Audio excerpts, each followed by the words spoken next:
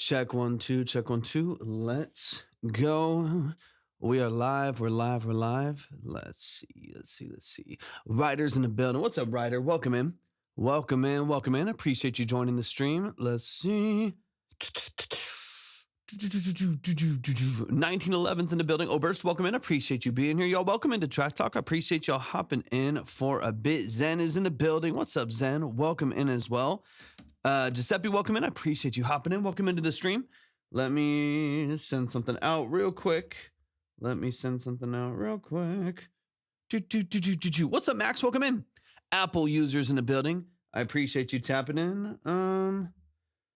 There we go. Give me 1 second, y'all. We're going to get flowing with the stream here in just a moment. Let me just send out the message to the group really quick. Javik is in the building. Welcome in, Javik. Appreciate you tapping in. If y'all are coming in for the first time, let me know where you're joining from. And if you make music, let me know what kind of music you make. Talk to me a little bit about what you do. I almost forgot to send this message out, so I just got to do that real quick. Mellow X is in the building. Carl's, welcome in. Mag, I appreciate you hopping in. Cinnamon, I appreciate you joining the stream. How y'all feeling today? What are y'all up to? Welcome in. Jay Wilder, what's up? Javik from England in the building. How you feeling today? Boss man, I appreciate you joining. Welcome in. If y'all are on TikTok, make sure y'all are tap the screen, share out the live with a few people. Don't forget to send your heart me in. It does really help out the live stream quite a bit. Good. Not much, just scrolling, Cinnamon. I know the vibe. I know the feeling. Is it Caesar? Am I saying that correctly? Thank you so much for hopping in. I appreciate you joining. Andrew Swift, thank you for liking the live. I appreciate you being here. Y'all keep tapping the screen, share out the live. I listen to hardcore. What do you think about that? Great. I love all genres of music. I listen to, work in, and work around quite literally nearly every genre of music at this point. So yeah, I love it. We had a really cool hardcore or more hardcore artist yesterday that came in. Desperado's in the building. What's up, Desperado? I appreciate you tapping in. Are you like those radio station people? No, I do not have a radio station. I am a full-time audio engineer, producer, and session musician. That's what I do for a living. That's how I make a living. Done that for the last 14 years or so. So I don't have a radio station. I know there's people on here that rate music for radio stations and are trying to find their next artist. That's not what this is. We do listen to a lot of music. We do consultations on here. So typically what we're about to get in here or get into here in just a couple minutes is long form consultations that I do for artists, producers, musicians, engineers, stuff like that. So in a couple minutes, I'll break down kind of how the live works and the whole structure of it. But that is typically how the live is run here. Give me a second. Yeah, it's been fun. We've been doing this live stream for the last 3+ years. I don't think it's been 3.5 yet. Yeah, well over 3 years at this point that we've been doing the live stream consultations on here. It's been a blast. I love it so much. They're long. These are not like reviews. They're not quick reviews. Like you said, it's not or like we mentioned before, it's not a radio station. It's not where we just play the song really quick and I'll let you know if I like it, and then we move on. They're 30-minute breakdowns. They're long form, detailed consultations for artists and stuff like that. Frags, I appreciate you being here. Masita, I appreciate you tapping in as well. Let me see. Megalodon, welcome in as well. Is it Jan or Jane? Let me know. I want to make sure I get your name right. But thank you so much for tapping into the stream today. I appreciate you being here. If y'all are over on TikTok, tap the screen, share out the live with a few people. Don't forget to send your heart me. It really does help out the live stream quite a bit. And then we'll dive into some music here in just a little bit. Next, you welcome in. But if y'all are just joining, let me know where you're joining from. If you make music or you are a part of music in any way, talk to me a little bit about that, the kind of music that you make, how long you've been doing it, what you're working in. Mossy Kid, welcome in. I appreciate you being here. Living an intentional life. I appreciate you being here as well. It's not going to be a very long stream today. I'm going to take probably 5 songs. Same as yesterday. I've been working like crazy. I've been knocking out projects. So I'm trying to prioritize that and then go live for a couple hours each day at least. Maybe a little bit longer tomorrow, but we'll see. I know my music taste in stream, but I listen to Tupac and a bit of Avenged Sevenfold. There's nothing wrong with that. People tend to like kind of demonized popular music, although at some point it wasn't popular and then enough people thought it was good that it became popular. Whether there's money behind that and marketing behind it and, you know, propaganda behind it or something, I still think that it's valid to like whatever music that you like. You know what I mean? Like there was a time where some of the people that, you know, that you like now had, you know, 400 fans on SoundCloud or you know, whatever it may be, right? So I'm not one of those people that's like, if you like someone who's popular, you don't have good music taste. I think it's just at some level things get so popular that it becomes more popular to kind of go anti, you know, like to kind of go against the crowd that's like more creative and like more, you know, snobby or something. But I don't really care. If you like popular artists, like popular artists. There's no shame in it. Soda ST, thank you so much for the follow. I appreciate that a lot. Welcome in. Naquan, appreciate you being here. Masi, I'm doing pretty good. I've had a bad crick in my neck for the last like 4 days. And I'm at the tail end of it. So I'm feeling better. But it has, you know, restricted me a little bit the last couple of days where I feel like my neck is like super stiff and everything that I do for my job involves a lot of, it's just music. And it's really hard to work on music, you know, 12 hours a day and not move to the music. JV, welcome in. I appreciate you being here. I was challenged with that last night. I was on for like 2.5 hours last night, and we were listening to a bunch of music. And I was like, dude, okay, stay healthy. I'm trying to not like move as much and keep things a little bit more lined up. And it didn't work. We listened to some great music, and it hurt. It hurt a lot. It's according to only listen to underground, unheard of artists. Nothing wrong with. Yeah, I just think that people would probably be better off if they just listen to whatever they want and be confident in their taste like that. Thank you, Desperado. I appreciate you.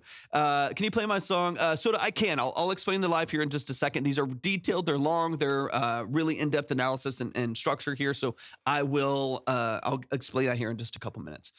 Once we've chatted just for a second. I appreciate that. Bro doesn't want to rest. I just there's no rest, man. I hope someday in the near future I can, you know, take some days off and rest, but it's not in the cards right now. It's one of those things where like I'm very grateful and very blessed to be able to do music full time. I work as an engineer, producer, and session musician full time. I love that. There's no other thing that I would want to strive to do. We were talking about this yesterday. It was like there's a million different jobs that you can do, and I could be stressed at any number of them. I'd rather be stressed doing music and have to grind and hustle and work at music than anything else. So as much as it is a very volatile industry, it can be stressful at times.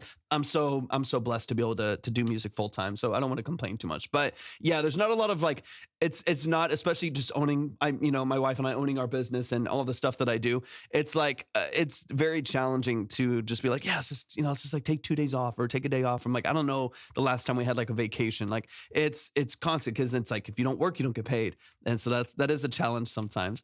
Rayan, of course you can. Let me go ahead and explain. Sheffer, it's so good to see you. Sheffers, I appreciate you being here. I appreciate y'all joining as well. Thank you for the follow as well. Should I upgrade hardware if I'm using BandLab or wait till proper software? You should just upgrade as you encounter pain points. That's my line every single time. Upgrade when you encounter pain points. So if you're in BandLab and you have pain points that are like routing and structure, you have pain points in like your processing, your gain staging, your ability to bus an aux, then I think it's probably more likely that you should, or more beneficial that you upgrade software first, even to something simple that's going to give you some of those tools, right? The ability to like route an aux and bus and go, and chain things and run in parallel and stuff like that. Like that to me is going to be probably more worthwhile than upgrading hardware, because you could buy a 1073 and a CL1B and go crazy and then run into the same limitations of being like, well, I still can't like route this. I still can't like, chain these vocals together and process them in a way that's like really cohesive and really connected. So I think, yeah, the way that I have always upgraded anything in my studio and anything over my journey at all is like, I have always just encountered pain points, encountered things. I'm like, ooh, like I had a guy who's like, I had a couple guitars already, like 3 or 4 guitars already. And then I had a guy who was like, hey, I see that you do session work as a guitarist, which I was doing a lot at the time. I still do. I see you do session work as a guitarist. I would love to do something that's like a little more like lo-fi and jazzy. I want kind of a hollow body sound. I'll pay you a couple $100 to do this project, right? The project at the time was, I don't remember exactly. It was like $300 or $400 for a session.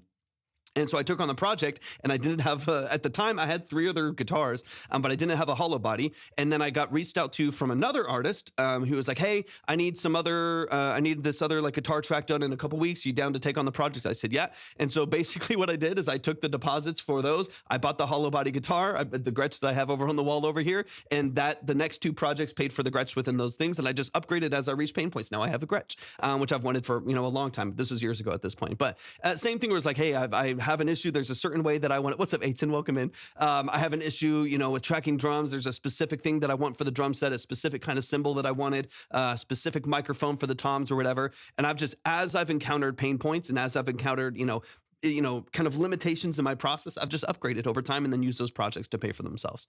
Quick question. How do you actually create or find a job as a producer and engineer? It's very community-based. Every single client that I have ever gotten has been from building community and just talking to people, showcasing what you do, and networking well. I started free for a long time. I've been an audio engineer and a producer and a session musician for about 14 years now. I started free. And then they were, like on the engineering side, I was doing free mixes. I was doing $25 mixes. I did $50 mixes. I did $100 mixes. I did $200 mixes. And I built and I grew as I took on more and more clientele, built more skills, and just had more, hours and years under my belt as an engineer. And so that to me is part of it is just like start, build up clientele, build up people that will vouch for you, that can, enjoy your process, build the skills for one. You can't just like come out of the gate and be like, I'm starting engineering and it's $200 and people just they've never like seen you do anything before. My biggest tip to absolutely anyone who wants to get a job in music is show people what you do. Show people what you do. Like for anyone who's like I get hired for synth stuff all the time. It's a decent. What's up, Blue? Welcome in. It's a decent part of my business. Just tracking analog synths. And the reason why that's a decent part of my business is because you can just go to my page and see like 400 videos of me playing synths. All of that stuff, right? So it's like, and if I didn't have that, and I was like, hey, it cost XYZ a couple of $100 or whatever to track synths or whatever the project might entail, or like a full production structure. If I just was like, hey, it cost XY, amount of money for me to track synths, and you go to my page and you've never seen me play a keyboard before or talk about a keyboard before, or like whatever it may be, you can't see any proof that I even like know the thing that I'm doing, then there's no proof of concept. It's like any business. Like you need to showcase that it works, right? So one of the reasons why I have consistent business as an engineer, as a producer, as a musician, as like a session musician, is because I show people constantly that I do the thing that I do and I do it pretty well. And I think because of that, people are every time I post a synth video of me playing something, I get a message from somebody like, dude, I'm going to need you on a song. I have a song coming up in like 2 months. I'm going to, so keep my number or whatever. And I'm going to be in contact every time, like literally every single time I post a video. But that just comes through show people what you do. And then obviously I have some other funnels, like even like these live streams where I don't talk necessarily a lot about my work. I try to give people as much autonomy as possible, like giving you the tools to fix your music and give you what you need, not even garnering business, but inevitably through talking about engineering, talking about production, stuff like this, people always reach out and are like, hey, I've got a project coming up. Would you want to be the engineer on it? So on and so on. Zoe, thank you so much for the follow. I appreciate it. Yeah, show me the money, 100%. So is it possible to make it a full-time job, like making a living of it? Yeah, that's what I do, Mossy. That's what I do full-time. So it is that I am living proof of that. The way that I have been able to do it full time is just I do a lot of different things. I have made it a goal of mine to be as valuable to the industry as possible. So whether that is being an excellent engineer, whether that's being a great producer, full package on the executive side, whether that's being a great session musician in like niches that people are very specifically interested, like especially analog synths. Like I have a lot of analog synths. I've got another one on my way. Aiton, I saw your question back there. I'm not telling anyone till I post it, but it's synth that I've wanted for like 15 years. I'm very, very excited to get this synth in here. I've wanted it for forever. KFPL, I got you. Yeah, I wanted it forever. It's an old vintage it's an 80 synth, an old 80 synth. I've wanted it forever. Finally pulled the trigger. I sold another synth and funded it with the other couple instruments that I sold. Just because I'm going to create some content around it. I'm going to create some content. It's just fun. I don't even care. No one else really cares that I'm getting it. You know what I mean? But like, so it's not like it's like a big reveal. I'm like, who cares? It's for me. I'm like, I want I'm so excited about it. I can't wait to get it in and play around with it a little bit too. So it's going to be fun. KFPL, I got you. Let me update a few things here really quick. And then also, I think, let me just double check these notifications really quick. Aiton, I got you as well. And then KFPL, really quick, just a reminder that it goes by fives. Just so each tier, if you're like skipping and stuff like that, has to go by fives. That way it can get you lined up where you want to be as well. But yeah, Mossy. So like for me, like in my business, right? Like I have my like mixing and mastering, like audio engineering at its core, where that's like, tracking, mixing and mastering as an audio engineer. I have like full production packages where like start to finish, I'm doing a full production package, doing absolutely everything. And then on the other side of that, I also have my session work, right? So I have live drums. I'm actually selling my drum set right now. I'm hopefully going to get a new one. As soon as I sell this drum set, I'm going to get a new one in here. But I do live drums. I've been drumming since I was 4. So live drums, acoustic, electric, and bass guitars, hardware and analog synths. Of course, I can do just, VST synths as well, keyboards, piano, stuff like that. I've done vocal tracking for a couple different libraries and stuff like that for like sync. So like stuff like that, right? I've made it my goal to be good in a lot of different things in order to like really dive into all of these different areas. And so anytime one element is slow, I push a little bit more into another one. So like maybe I have like a couple big engineering projects that are going to come, 2 months down the road, which is kind of how it is right now. I've got a couple big engineering projects that are going to start next month.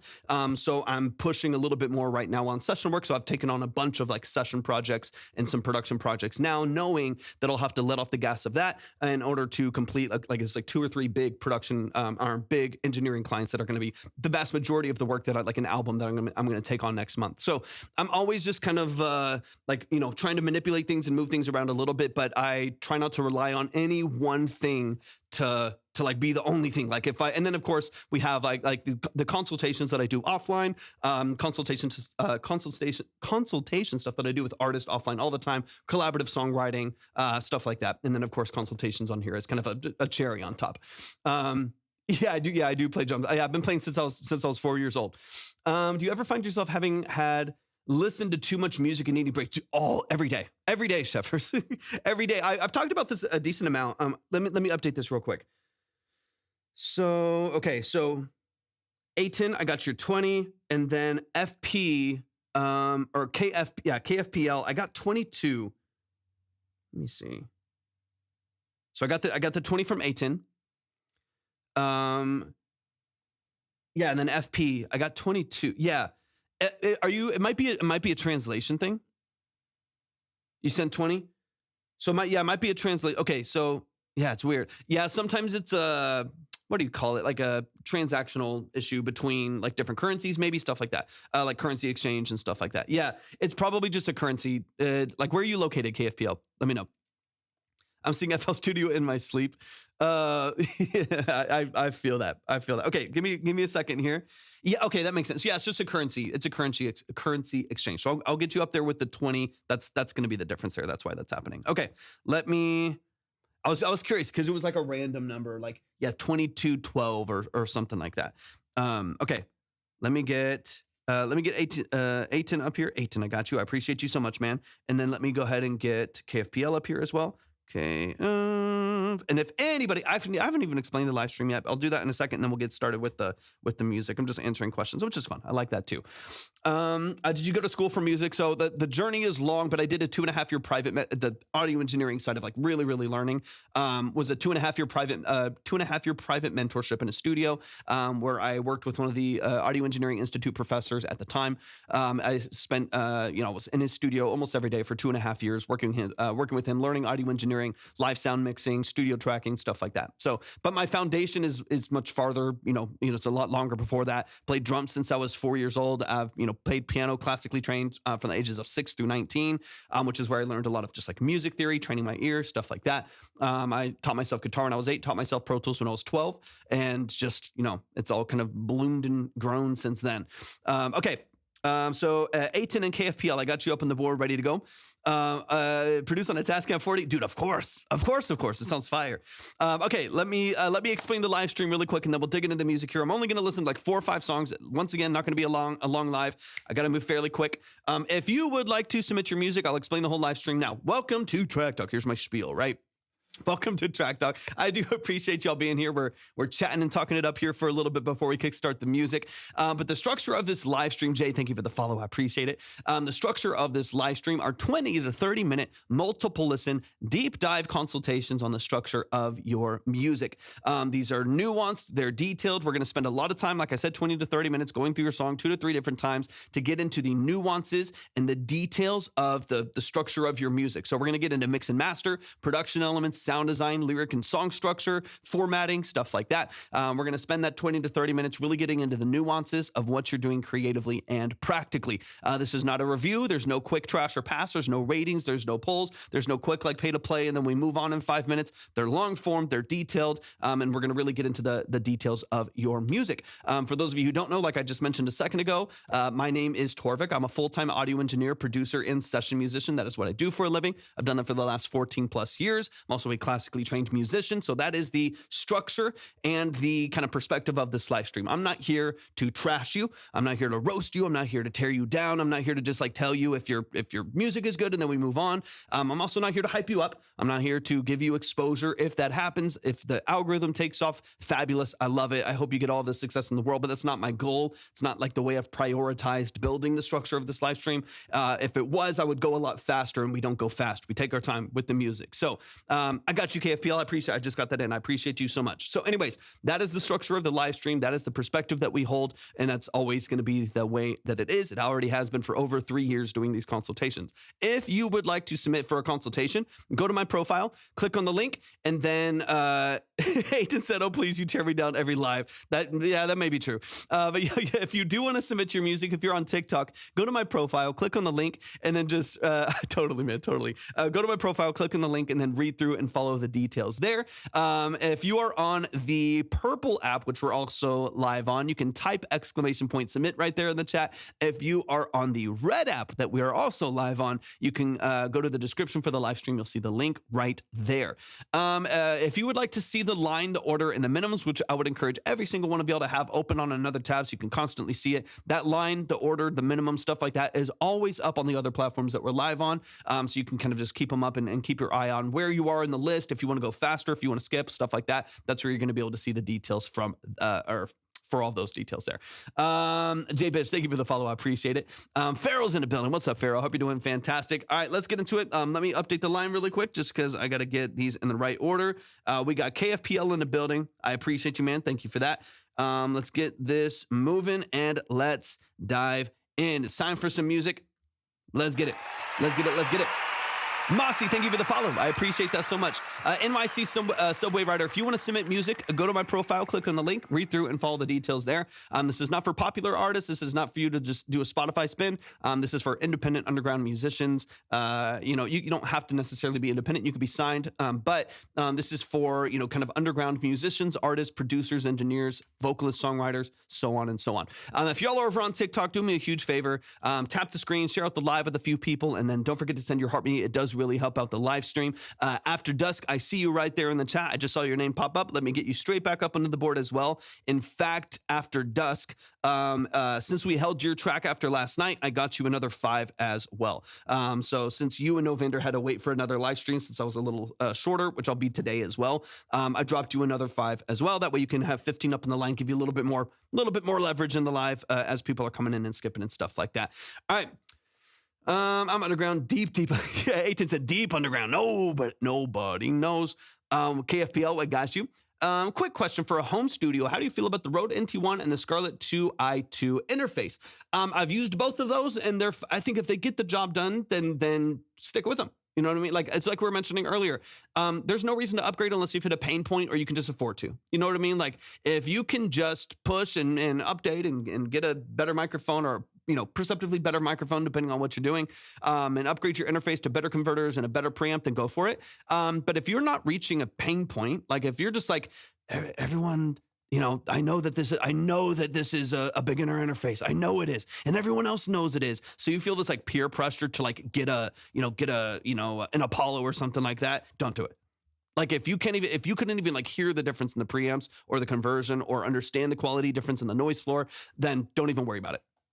Don't even worry about it. I think people upgrade out of pressure, like peer pressure in the industry, and like bragging rights to be like, dude, look at my new warm audio microphone. It's like, dude, nobody cares. Literally nobody cares. If it works well for you, if it does what you want it to do, run with it for as long as you can until you reach a pain point or you can afford to upgrade to something that you just enjoy. Like a lot of the synths, I have like 16 synths in here or 14 synths, something like that. And I'm about to get a couple more in here. I like them. I enjoy them. I like their history. I like the specific random, weird, quirky things that they do. I don't have 14, 15 synths because I have to. You know what I mean? Like, I think you run into pain points, and there have been some certain things that I wanted and needed, an artist wanted and needed. Like there was artists that wanted more like analog hardware synth in their music, and they came to me asking about it. And then I was like, well, okay, I'll start getting some more stuff too. But I've also had hardware synths for my entire life nearly. So,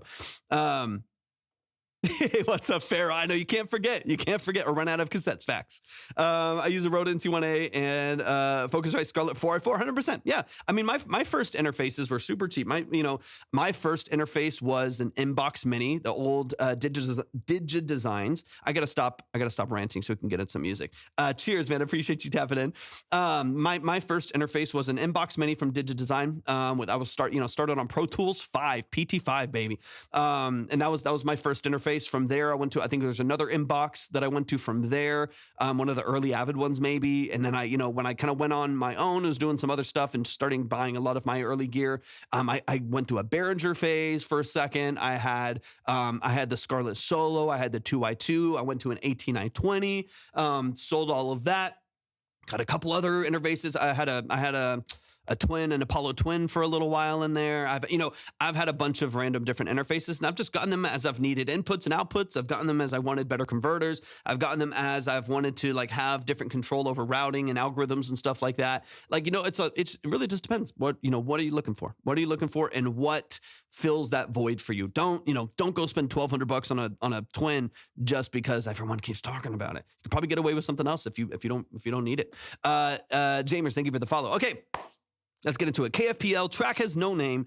Here's the track link. This is SoundCloud. Let's get into it. KFPL, give me all of the details. Hold on.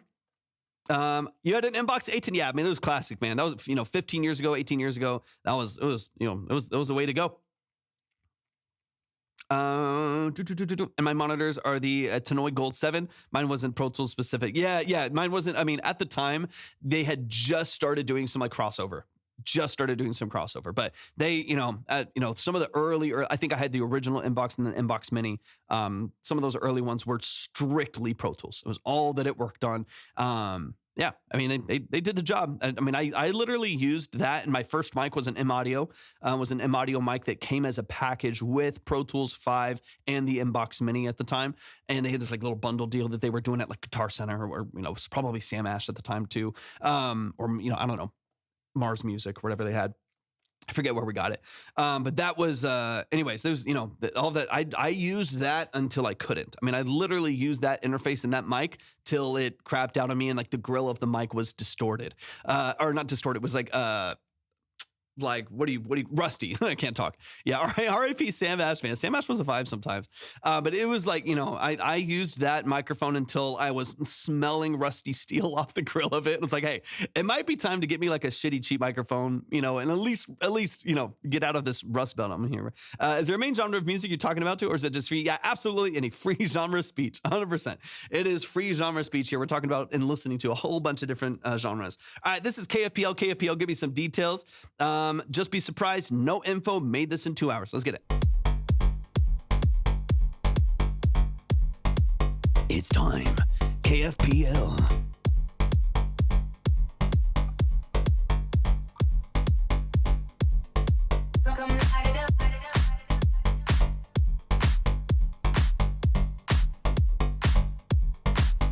Manny's music. I'm not familiar.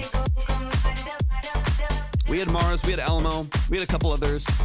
You like the smooth operator, your moves. You make me lose in control, lose in control. You like the smooth operator, your moves. You make me lose in control, I'm losing control. You like the smooth operator, your moves. You make me lose in control. Where'd you get the vocal? Lose in control. You like the smooth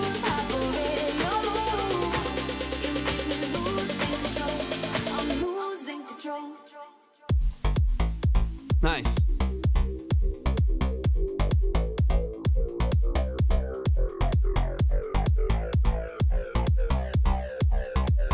Nice chaining in there too.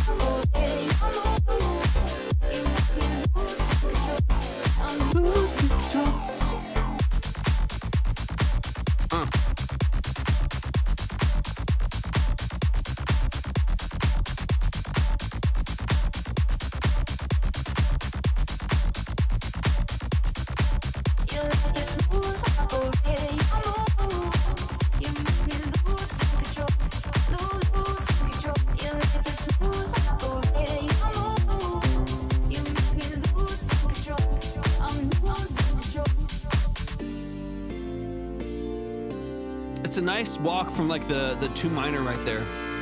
Like a 2, 3, 4, 5, 2, 3, 4, 5. It's nice.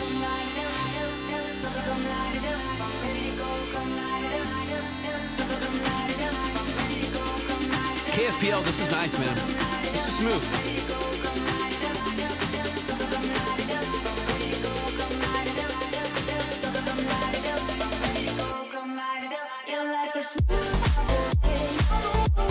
Jimmy, if you want to submit any music, go to my profile, click on the link, and then just read through and follow the details there.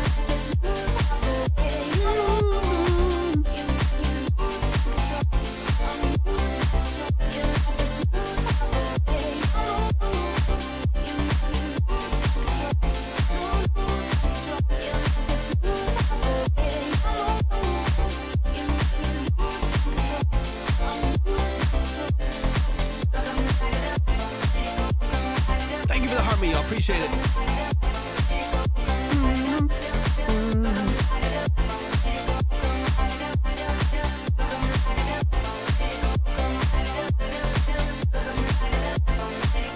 Made this in 2 hours is crazy, man.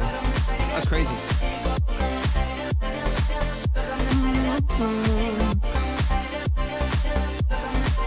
Nicholas, welcome in.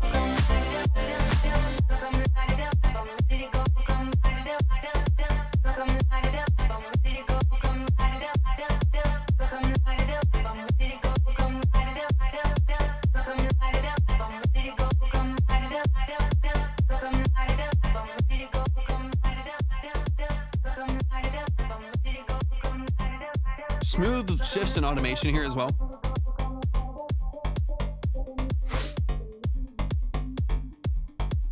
Let's go. Let's go. Let's go. Y'all show some love. Show some love. Excuse me. That is KFPL. I think the genre is called Electro House, but I'm not sure. Y'all show some love to KFPL, man. This is a really, really good structure here as well. It's smooth, it's clean, it's open. I like it. We'll talk about a couple little brief details. They did this in 2 hours. 2 hours. So let's run it from the top again. We're gonna dive back into the details here. But I like it a lot, man. I like it, even just like your choice of progression too. The choice of progression too, I really like.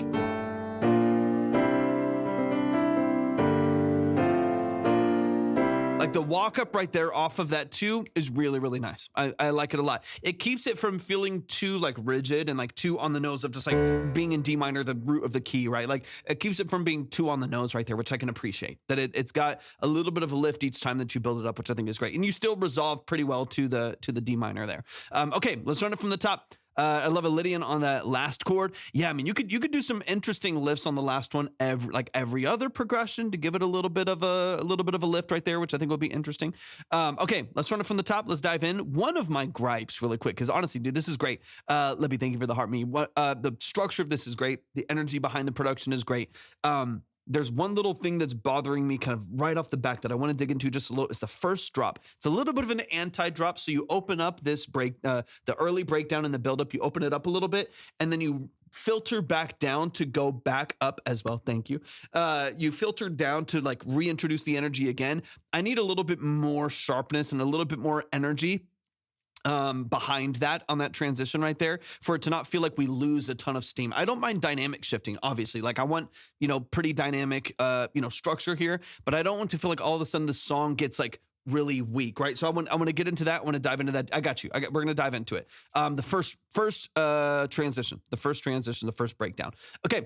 Denise, yes, we are listening to demos, released, unreleased. We're listening to songs that are really, really well structured, songs that are unreleased and works in progress that need a lot of help. We're listening to all genres, all levels of quality, so on and so on. We spend about 20 to 30 minutes breaking down song structure, mix and master, production elements, sound design, songwriting, stuff like that. That's what these consultations are all about. If anyone would like to submit, go to my profile, click on the link, and then just read through and follow the details there. We'll get you up on the board. Let's run it from the top.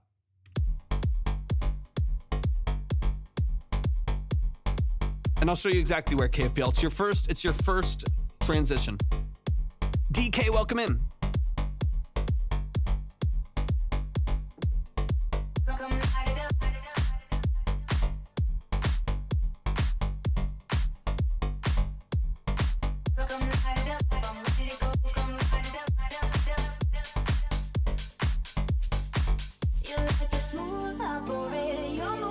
Thank you for the follow, Wild West. Again, good movement here. You're opening up your cutoffs and your filters really, really well. Like there's a good like natural ebb and flow and shift in energy here that I can really appreciate. It's going to be the next transition coming up here in just a little bit that I want to dive into. But like all this sounds pretty good. Like it's pretty well balanced. You have a lot of ambiance. There's good space without it being too muddy and noisy and kind of hyped on the high end. You do a good job. Processing on the vocals really nice. Big build up here.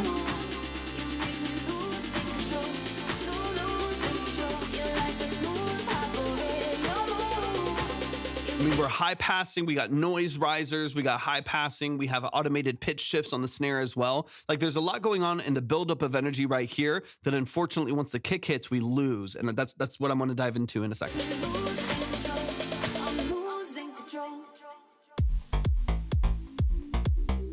We hit such a step back in energy right there, based on where we were just moving, that it feels a little anticlimactic. Kaya, welcome in. It's good to see you. It feels a little anticlimactic, and it's like I like the idea of it, but if we're gonna go full on into kind of like an anti-drop right there, then I would not do like kind of like the riser again and some of those swells right there. I'd probably not close the filter and open it. I would probably go like a little bit more direct to just like the kick on the floor and make that its own moment right there, just because I have so much anticipation for this huge breakdown and for the song to really just take us to, kind of the climax of where this hook is. And I don't feel like it really offers that much in this first breakdown right here. So I think a way of shifting energy here could be really, really valuable.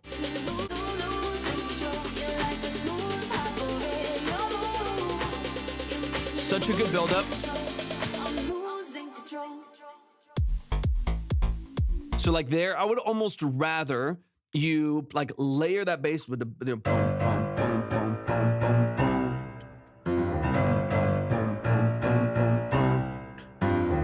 boom. Like that big buildup you have right there. I would either just like layer up the bass right there and make this its own little pocket. No crash with the side chain and stuff like that. The like kind of like the, noise crashes that you have in the background right there. Like I would just like build up like crazy and then make it punchy as hell, like side chain, heavy kick, nice like crunch and saturation, add it in with maybe like one other layer to that bass so it doesn't feel too lonely. Doesn't feel like you're losing too much energy. And then take out the synth that closes the filter and then opens back up. Because again, it's like we built a ton of anticipation and a ton of tension in this breakdown, and then it doesn't supply the relief from it. In fact, we then take a couple steps back and have to like reintroduce a filter again. So I would either just like build up like crazy and then drop 4 on the floor, heavy bass, like it feels really energetic, it feels really, really dynamic, and or just go straight, just like give people a little bit of what they want, like build up like crazy, and then go straight into like the main breakdown right there. How you do that, obviously creatively. completely up to you. I'm not here to change your track, necessarily, but that's just what my ears are hearing. It's a little anticlimactic, and my brain really wishes that I got one or the other, that we built up all of that tension and then it was released and we got the full, big moment of the hook right there and everything goes crazy, and or we build up and it's really dramatic where we like cut all the way back down to the bottom. It's 4 on the floor, it's heavy bass, and we get a little bit more drama, a little bit more contrast between those two parts of the song.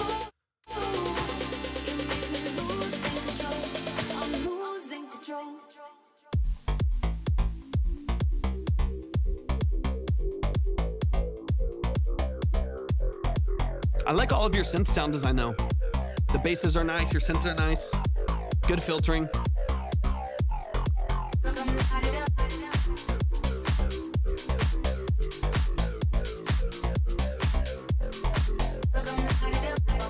Cosmo, welcome in.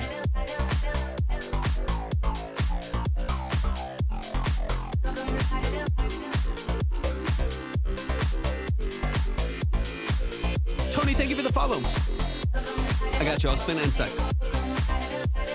I'm not wanting to drop the sound the same as the second. Let me hear the second one real quick. So this one goes straight, right?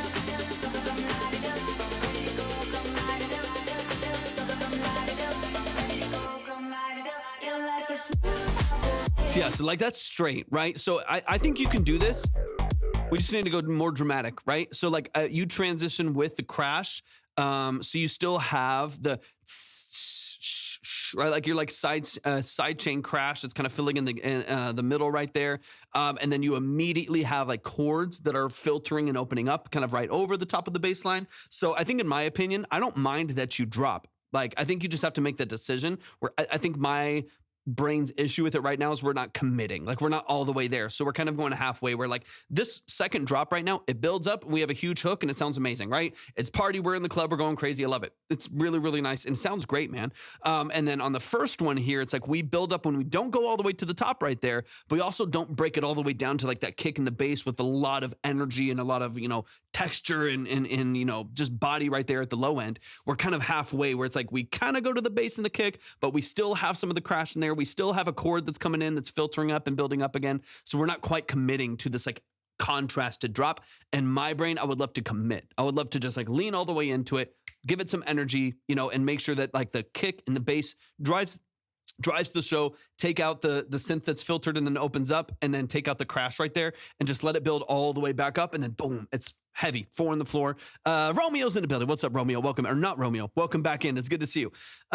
Money flow. We don't bring anybody onto the stream. You can send it if you play guitar. We can send in. You can send in your music if you would like to, but we don't like take on guests or anything like that on the stream here. And then Tony was asking, how does this work? So these are 20 to 30 minute consultations. We're gonna go through your song for about 20 to 30 minutes a couple times through in order to get into the mix and master, production elements, sound design choices, lyric and song formatting, stuff like that. They take a while, like I mentioned, about 20 to 30 minutes to really get into those details. If anybody wants to submit their music for a consultation, you can go to my profile, click on the link, and then read through it and follow the steps there, and we'll get you up on the board. Not Romeo. It's fairly. We got a couple people in line, but we just hopped on. This is our first song, so it's not too long. It's not too long. 6 Dubs in the building. What's up, 6 Dub? Yeah, not too long. If anybody wants to check the queue, which I would encourage you to do, go to the other platforms that we're live on, which you can also find at my link as well, the red app and purple app. That way you can just keep it up on a tab and always kind of see where we're at. All right, let's get into the second drop really quick, because that to me is like my main thing with that first drop is it felt a little anticlimactic, and I would love for you to tighten that up a little bit and make it even more dramatic. Woo!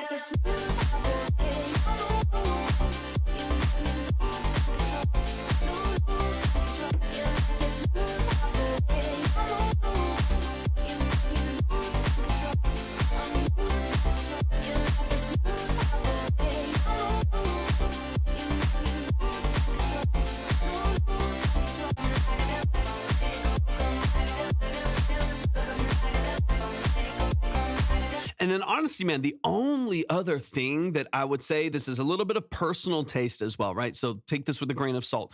The only thing that I would say is, to me, the sidechain is a little over dramatic. Like, it's a little too deep, a little bit too low of a threshold on the sidechain, where it's so like abrasive, like how much that it's cutting signal and how deep that chain is going and that threshold is going. To me, takes me out a little bit of like the smooth, like open, really interesting top line of this hook right here, because the kick is chained to the entire mix. It kind of sounds like maybe a couple things outside of that, but vocal, instrumentation, synth, bass, everything. So that kick is creating such a pump and such a deep threshold from that side chain right there, that it's kind of pulling me out of like the smoothness and just like vibe of the song. Obviously you need a sidechain in here. Stylistically, that's going to be very consistent, but I would love for you to maybe raise the threshold on that compressor that you're chaining right there, just so it's not so deep of a chain. And or maybe but it crashes a bit with some elements in the track. So then just be a little bit more strategic with what does, right? So like, let's say there's a bass, like let's say there's a sub bass, there's a synth bass and a couple other elements. Create an aux just for those elements. Like there's 4 or 5 elements that it does run into, and then sidechain just those. But maybe you leave like these top line synths, these shimmery synths. Maybe the vocal has a separate sidechain. Maybe they're all sidechain, but you run 2 different auxes that have 2 different compressors that are chained 2 different ways. One is like maybe the vocal and those top synths just barely pump. It gives them some swing. It gives them a little bit of movement that feels really good with the song and feels really consistent. But then you completely crush and completely run your threshold down on your sidechain to the bass and the sub bass and synth bass and this pad underneath there and stuff like that. The ones that you feel like are clashing a little bit, you can go a little bit more extreme. But I would just set up like 2 different auxes. That way you can kind of choose to process them different ways and run the kick to each one individually. That way you have a little bit more control, because that's a little like right now the kick is just going to everything. So the whole thing just feels like it's has this huge pump to it. And it feels a little bit jarring. Like it still sounds good, but it's a little bit jarring, just like how deep of a chain it is. And so again, I lose that natural pump and that just like flow of this just being like a really smooth, like really open, pop EDM song. And I'm feeling too much of like the processing happening. So I think if we can soften the edges around it, I think this will be a lot cleaner and a lot more cohesive. Y'all show some love, man. Show some love, show some love. That is KFPL right here in the chat. They did this in 2 hours. You're crazy. You're crazy. They did this in 2 hours. Has no name or anything yet.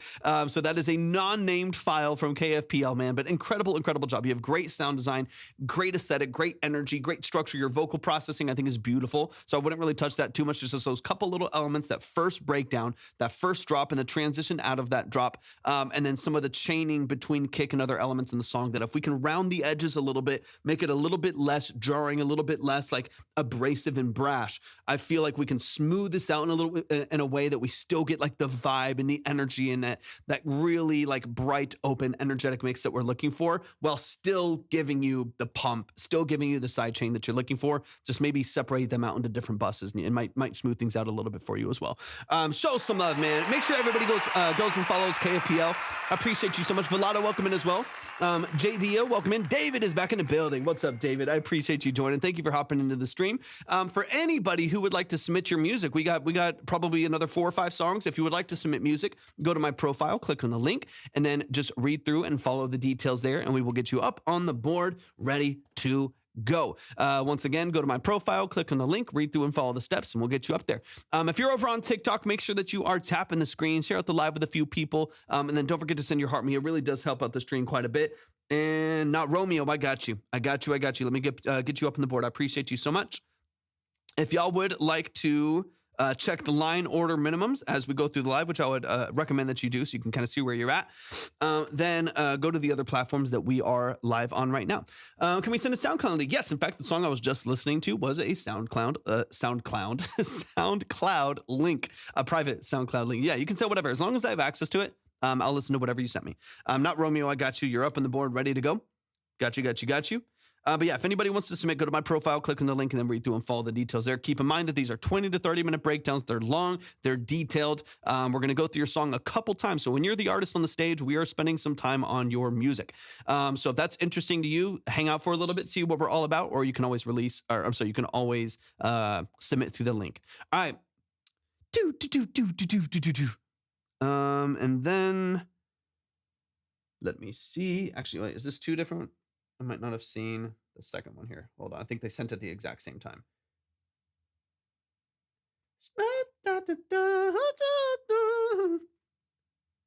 Let me see. And then Nocturne. Let's see, Nocturne, I'm not seeing. I started about 50 minutes ago. So yeah, SoundCloud. Okay, let me see. It's not mandatory. It's beneficial. It's beneficial for sure. LWD, welcome in. It's beneficial. I've used most of the major ones and I've owned, probably 3 or 4 of the major ones, and it's beneficial. It helps. It helps. Just if you have an artist who's like, what do I do about this? And you're trying to help them track, or they don't know how to export their files, it can be helpful. It can definitely be helpful. Okay, so not Romeo, I got you.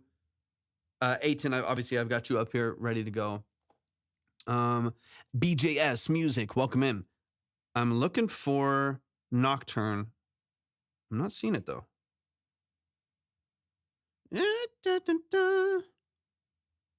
Ooh. Let me see. It's time.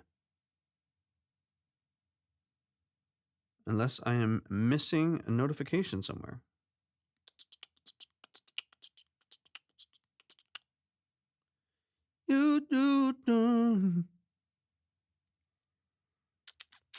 Where did you send it? Where did you send it? Nocturne. Let me know where you sent it, because I'm not seeing the notification anywhere. All right, let's get into it. Aiton, what music do you like? Tell me, and I got you.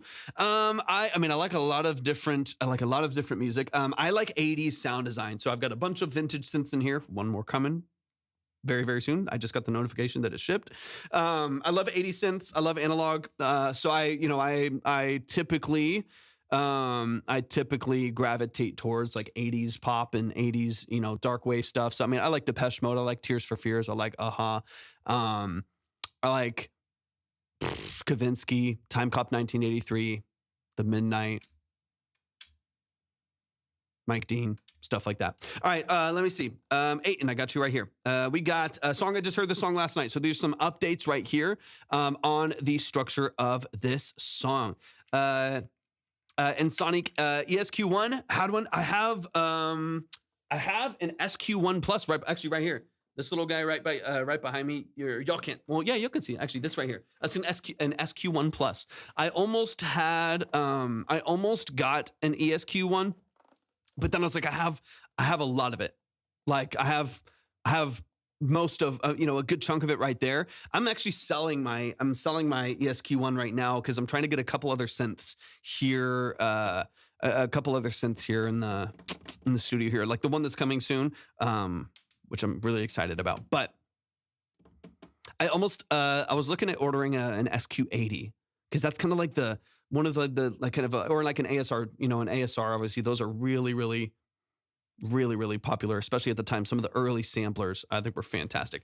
I gotta play with your music too, to be fair, man. I would, except for like, I'm not trying to like promote myself. And if I use the restroom, you can hear my music. So when I go use the restroom, I'll play some stuff. But I also take so much time on each artist and just talking in between that I don't want to waste more time just on my own stuff.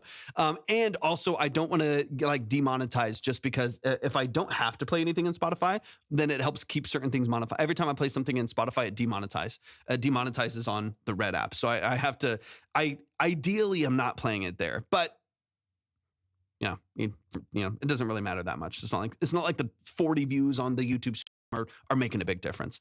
Okay. Yeah. ASR is the classic, one of the first like mainstream samplers. That's like it, a lot of like the early Kanye stuff, RIP, but like, early Kanye stuff was done on there. Like that's a beast of a machine right there. It's really, really cool. Okay. Let's get into it. Aiton, this is an update on your earlier track. So let's get into it. And then once again, I'm looking for Nocturne. Yeah, I'm looking for Nocturne. Who said they sent 10 and I haven't seen it. So just let me know where you sent it so I can look for it. I haven't gotten the notification, but maybe it got lost somewhere. So let me know. I have the track, I believe, but I'm not sure where the submission went. All right, let's get into it, man. Let's get into it. I love this track.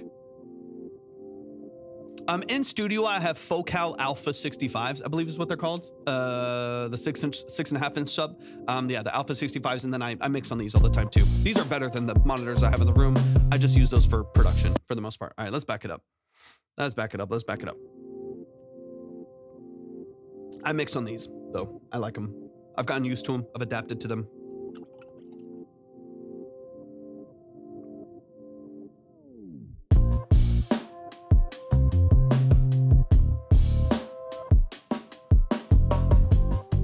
A little more crunch on the drums.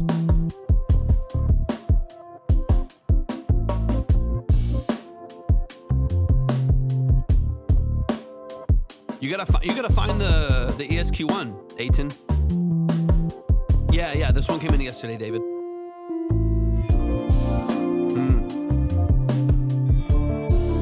Oh, that piano's that's nice.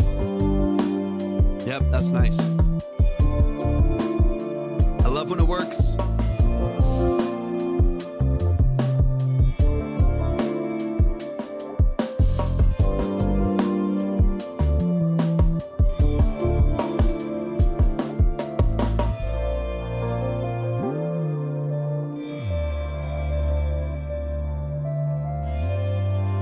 JMZ, welcome in.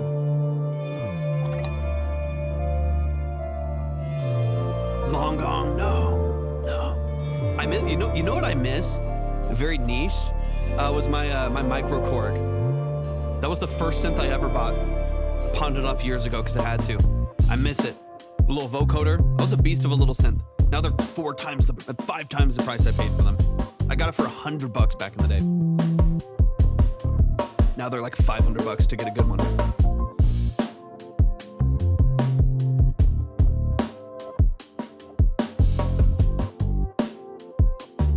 Better movement on the hats. Yeah, there's a lot of great improvements to this. What's up, Jenna? Welcome in. What's up? Hope you're feeling better today. Piano's so much better. Way warmer. Oh, I love it, man. I love it. That's awesome, Romeo.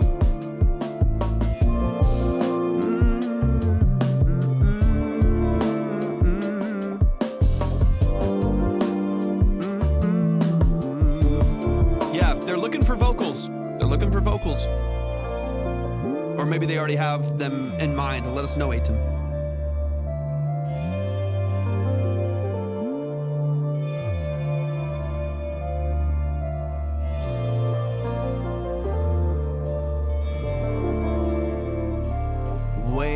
Way better warmth on that piano. I love it so much more.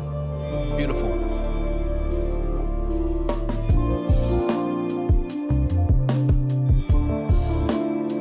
Bradford, go to my profile, click on the link, and then just read through and follow the details. We'll get you up on the board. I appreciate you tapping in.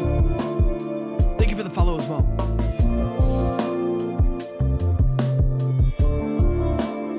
Yeah, same, Jenna. Last couple days have been pretty bad for me, too.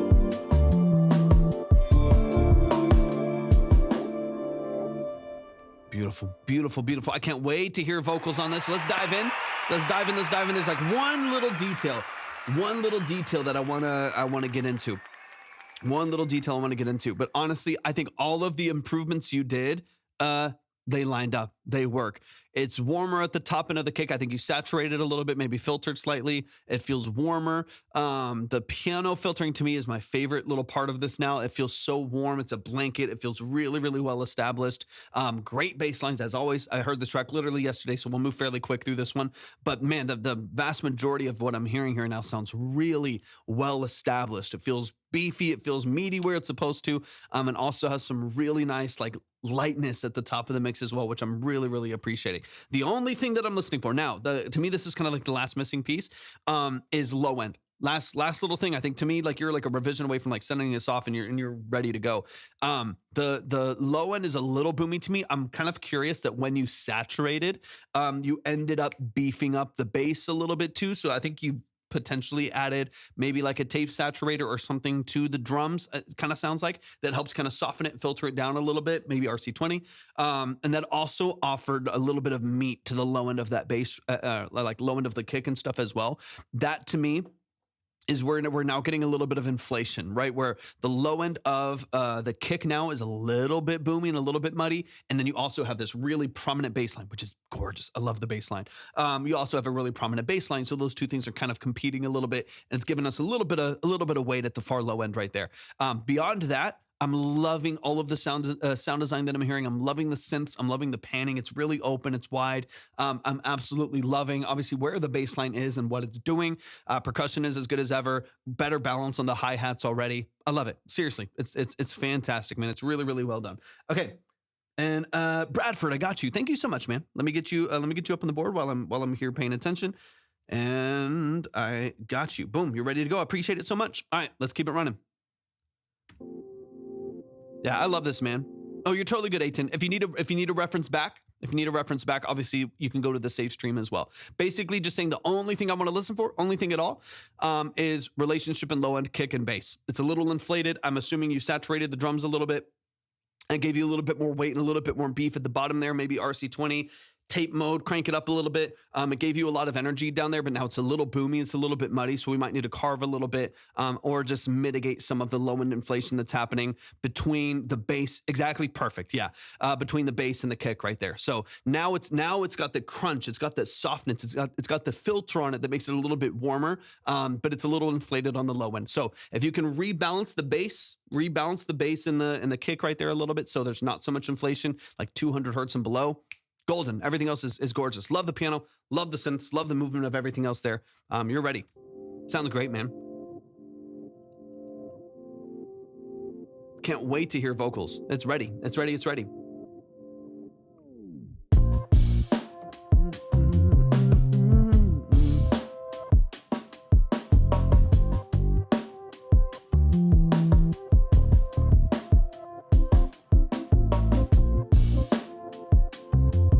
I love the panning on this. No, I love it. I think the piano's perfect. Piano's perfect. But yeah, that's why I want to make sure that not everything then feels like dark and muddy and boomy, right? So it's like I still want the separation and clarity that you get. Perfect, Bradford. Appreciate it. I still want the clarity and separation that we had before while still having the filtering and the saturation and stuff like that. I think the piano sounds gorgeous. I love everything about it. For me, it was mainly like bass and drums, kind of that balance right there. So you might want to, like, especially if you want this to be a little bit more like bass forward, you want it to be like a little bit more about the bass and about that, sequence that you have there in that movement, then you might even just soften that on the drums, like keep it filtered, keep it saturated like you have. But you might want to soften it a little bit and maybe even like high pass on the drums, like up to 40 or something like that. Just like take out some of that low end that the bass is filling in a little bit more of. You don't have to, but there's ways that obviously you can mitigate some of that mud. Oh, it's so warm right here. Come on. Yeah, I love the piano. Now the piano just like slips into the mix right there. And I think it's gorgeous. I love it. It's not too transient. It's not cutting in the way of a vocal. Once you get a vocal on here, like it sits in a really nice, smooth spot. Detected inactivity. Come on, TikTok. Let's see. Unable to verify. Goodness gracious. Hold on. Love you, TikTok. Thank you for existing, but get your shit together. Okay, we're back. We're back. Keep playing. There we go. Okay, let me get into the B section here really quick, because yeah, that to me is honestly, Aiton, I think is it. That to me is it. Everything else is sounding just as great as I loved it yesterday, right? Like just yesterday, it was already fantastic, and I liked the 90% of it. Now it's just right here. Yeah, the piano is gorgeous to me now, man. It is really, really, really well done. Here's someone who can absolutely 100%. You got it, Romeo. Yeah, if y'all want to submit, go to my profile, click on the link, read through and follow the steps. Keep in mind, these are 20 to 30 minute detailed consultations. So we're going to go deep. We're going to listen to your song usually 2 or 3 different times. We're going to chop through it. We're going to get into mix. We're going to talk, if you want to talk vocal structure, vocal production, of course, we can get into that, songwriting, lyric and song structure. We're going to dive into the deep end. All right. Yeah. The piano to me is gorgeous. That's a great change right there. Because that was a really like prominent element that was slicing through the mids. This warms the whole thing up, dude. I love it so much.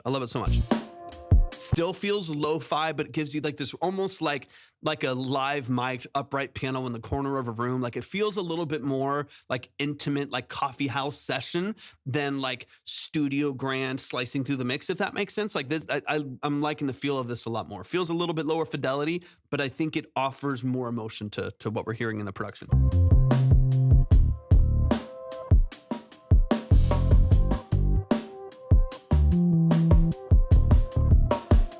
Yeah, let me hear it again.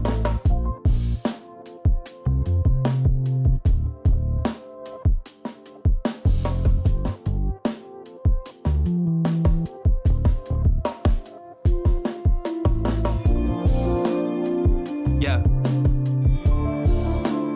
Love it. Yeah, there's enough reverb and chorus on there that it's you're getting that modulation, you're getting some of the natural like strum pattern through there as well that I think is doing a fantastic job. So yeah, I wouldn't mess with the guitar at all. Let me hear the outro. Let me hear the outro really quick. But Aiton, I love this, man. You're right at the edge. Just control over low end between like relationship between kick and between like percussion and between the bass, and you're gonna be ready to go, man. It sounds really really nice.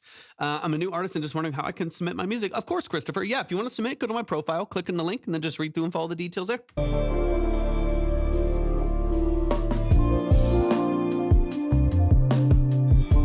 Yeah, beautiful, beautiful, beautiful.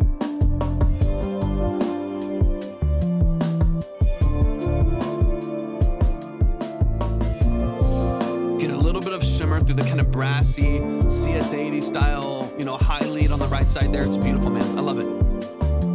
Thank you for the follow, Cookie. I appreciate it. So, dude, it's so good. It's so good, man. I cannot wait to get vocals on this. Cannot wait to hear vocals on this. That is A10 Music Productions. Amazing, amazing producers, incredibly talented, very, very versatile, very knowledgeable in what he does as well. Really finding his sound in his production makes me so happy, man. This to me this feels like a warm blanket. It's really engaging, great bass line, good percussion structure. You're doing how best to clean up the low end? I mean, it kind of depends on what you want to prioritize, right? So if you want to prioritize bass, then I would just carve some of that space in EQ. I wouldn't like really get into side chaining it too much because again, that's going to give you an artificial pump in the mix that doesn't feel as natural as a lot of your other production elements, right? So I wouldn't necessarily side chain. But I would probably, if you want to bias towards bass a little bit more, clean up some of the low end under 300 hertz on that bass. So even just like a really subtle low shelf, because I wouldn't pass it necessarily, but a subtle low bell curve between, say 60 and 200 to 300 hertz, kind of right in that range right there. Even just like a small little dip right there to give some space and allow the bass to kind of live in its own space. That could be beneficial. But I would do it through EQ. I wouldn't necessarily do it through like high passing all the way, but do it through like a low shelf or do it through like a low bell curve where maybe you carve a little bit more out of the kick because the kick can be a little bit more like transient. It can be like a little bit like sharp. We talked about the sharpness at the top, but it can be a little more pointed. It doesn't have to be like what we were talking about yesterday. It doesn't need a lot of it doesn't need a lot of that low end energy at the bottom because the bass is going to fill in all of that movement as it goes through its sequences, right? So I would probably carve the space on the kick and just EQ, 100 to 300 hertz, 60 to 300 hertz, just play around in that range right there, a couple different curves right there. And I think you'll find that you can take some of that boom, some of that woof away from the low end of the kick and then offer a little bit more of that where the bass already sits and the bass already has a lot of energy there. But yeah, I think just tasteful, subtle EQ. You don't need a parallel anything. You don't need a sidechain anything. You don't need a multi-band anything unless you feel like it really is the decision that's the best. I would just focus on small EQ changes. You take some energy from here and let the bass fill that void. They don't both need to fill that space. And then you'll be ready to go, man. Y'all show some love to A10. I love what you do, man. Let's keep it rolling. Can't wait to hear vocals 100%, Romeo. I agree. Really quick, if you would like to submit, go to my profile, click on the link, and then just read through it and follow the details. We'll get you up on the board, ready to go. We got After Dusk in the building. After Dusk, hop in the chat. Hop in the chat. Let me pull this up from yesterday. But yeah, really quick, if anybody is in the chat and you would like to submit your music for a breakdown, for a detailed consultation, go to my profile, click on the link, and then just read through it and follow the details there. If you are on the purple app and you'd like to submit, you can type !submit in the chat. If you're on the red app, you can go to the description for the live stream and we'll get you rolling there. Let's see. I'm not seeing after. Dude, of course, man. Anytime. Aiton, I genuinely love what you do, man. Very, very talented. Very, very talented. Okay, let's keep it moving. Not Romeo, I see you right there. Let's run it. Let's run it. Let's run it. There's After Dusk. Oh, there you go. There's After Dusk. I got you. I got you. Like, hold on. Let's see really quick. What's the name? Is it under a different name? Let me know. Oh no, I got you here. Let me get this downloaded real quick. And then we're gonna run it. Sorry, After Dusk. I got After Dusk, and I think you'll pop up after that. And then, all right, Loose Ends. Let me get this downloaded. Sorry for the allergies, y'all. Let's see. Unreleased. This is mixed, not mastered, and we're very curious to see what someone with your background outside of just metal hears for the song. We don't ever write with radio in mind, but we think this one has a radio play potential because it's more accessible than some of our heavier tracks. Makes sense. Boom, boom, boom. All right, this is Loose Ends by After Dusk. After Dusk, give me any and all other details. Christopher, thank you so much for the follow. I appreciate that. Give me details, give me context. I'm excited to get into this. Let me pull it up over here. This is Loose Ends by After Dusk. And then After Dusk, have I heard your stuff before? Or was this my first time hearing it? Remind me just really, really quick. And then also let me know who you are and like what your role is in the track. So like drums, lead vocalist, so on and so on. All right, let's get into it.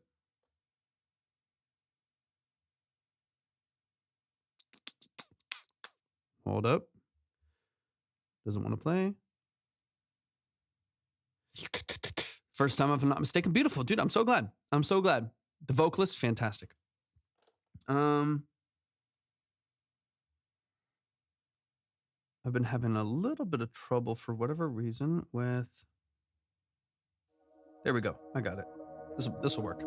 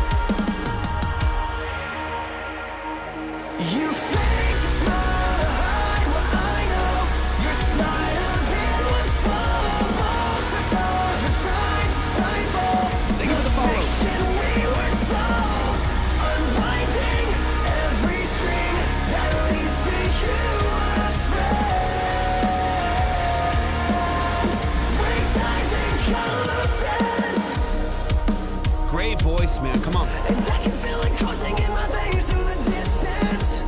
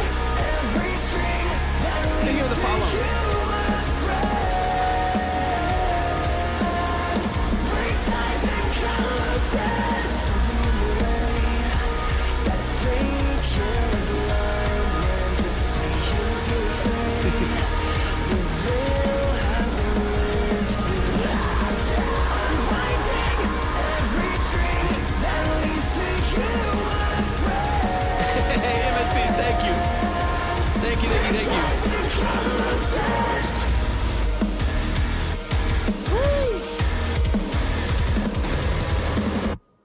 Come on. Come on, come on. Y'all show some love. Show some love, show some love. That is Loose Ends by Afterdusk right here in the chat. So if you like what you hear, they do have music out. You can go stream it, go add it to your playlist, go show them some love and support. MSP, thank you so much for the money gun. I appreciate you a lot. Thank you so much for tapping. It's good to see you again, man. I hope y'all are doing well. I hope you're doing all right. I love it, Romeo. I love it. Yeah, we're going to hear all the way. I mean, like today, we've already heard some like house into a heavy song into, you know, we have a bunch of other stuff coming here in a minute. There's going to be a bunch of different styles and levels of preparation. So I'm a fan, man. I'm a fan. Loose Ends by Afterdusk. Let's get into it. Let's dive into some details really quick. For anybody that would like to submit, go to my profile, click on the link, and then read through and follow all of the details there. Just make sure that you do read through and follow those details. Tap, it's good to see you. I hope you're doing amazing, man. Read through and follow those details. That way you can make sure you're clear on everything. And then if you want to check the line, order, minimum, stuff like that, you can do so on the other platforms that we're live on. That way you can get into the details there. MSP, yeah, I think you sent that one last time. I think you said the last time that you came in, man. I'm pretty sure. The name seems super familiar, which was fabulous, man. It was really, really cool. Okay, let me double check. The last production I heard from MSP was nuts. It was absolutely crazy. Absolutely crazy. Okay, let's get back into it, man. There's really like one or two really tiny, like they're very, very small. Emmett, thank you for the follow. I appreciate that a lot. Yeah, if anybody wants to submit, Anna Marie, I see you too. If you want to submit, go to my profile, click on the link, and then just read through and follow the details there. Let's get into it. But really quick. Structure on this is fantastic. Your vocal is amazing. A lot of the programming structure on here I think is absolutely fantastic. Really low down-tuned guitars. It's really, really powerful. You get a wall of sound. It sounds amazing. There's like two small little mixing details. One is some like compression pumping that's happening. It sounds like occasionally with the snare. It's probably happening on the master or on some of your later buses where you're getting some pumping in the compression when I think usually like kick or snare is hitting in the guitar. So like low end hits, you get a little bit of energy. It cuts through, robs you of kind of some of your headroom, and you get a little bit of a squash in the compression. And then it starts like ducking the guitars in the background. There also could be some side chaining that's going on as well, creating more of that pumping in the background. So something to just be aware of, that you can maybe loosen that a little bit, give yourself a little bit more headroom, loosen the threshold on your master compression in order to make sure you're not getting as much pumping in the mix, that your threshold's not set too low. You're getting too much reduction. So you're hearing some of the processing happening more than just the energy of the song. So that's why I want to look at that just a little bit as well. Ayla, thank you for the follow. I hope I'm saying that correctly. Thank you so much for that. I appreciate you a lot. Our producer hasn't done the final mix and master yet. He's working on it now. Beautiful. All right, let's get into it. Yeah, so just something, honestly, Jacob and Ozzy, thank you for the follow. I appreciate it. Just something to point your ears towards, right? Just if anything, because I know you haven't mastered it yet, and you're kind of just in that phase right now. So just something to kind of point you in the right direction. That way you can kind of listen for that as you're kind of getting into the mixing phase. But structurally, fantastic. Great changes in energy, great progression changes. Vocals killer, absolutely killer. Let's run it. Let's run it from the top. Oh. Hold up. Where'd it go?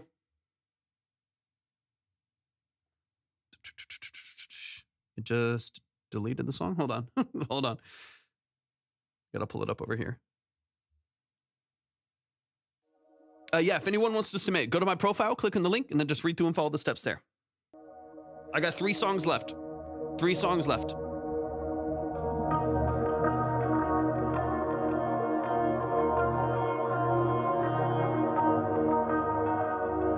Great intro. Something in the way that's taken a blind man to see. Can you feel it fade? The veil has been lifted. Is it hard to sleep? Voices on repeat. They cry. Thank you for the follow. Appreciate it. You fake the smile to hide what I know. Your sleight of hand would follow walls the doors for time to stifle. I mean, it's a wall of sound. with those guitars, man. A wall of sound. You must be. I don't know if you're doing any of the guitar work. I know you're vocal, but I don't know if you're doing any guitar work on this as well. But it's got to be like quad tracked tsunami. Even yeah, it is. It is incredibly powerful. And that's where it's like it makes sense that anything that does cutting through with like a little bit more response and transients is like really strong. That's creating some of that pumping, but man, it's incredible. It's like a quad tracked rhythm, super heavy, detuned like crazy. You just need a strong gimmick with that music and you're good to go. Yeah, right. Just something to cut through the noise of the algorithm and stuff like that. It's wild. Yeah, if anyone wants to submit, go to my profile, click on the link, just read through all the steps there. We can get you up on the board, but that's where everyone's got to submit. I don't do, but I do know it's low. Yeah, it's got to be an 8-string too, right? Come on. This is annoying. It keeps deleting the track from my download right here. Give me a sec. We got to pull it back up.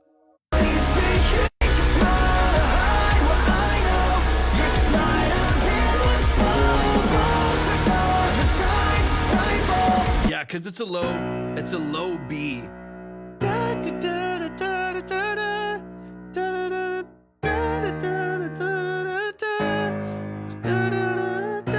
It's low. It's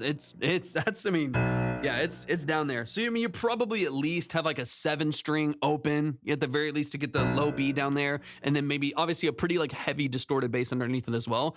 So it's at least got to be maybe unless you're just a 6-string detuned all the way down. I'm assuming it's probably like a 7-string open B or something. It's heavy.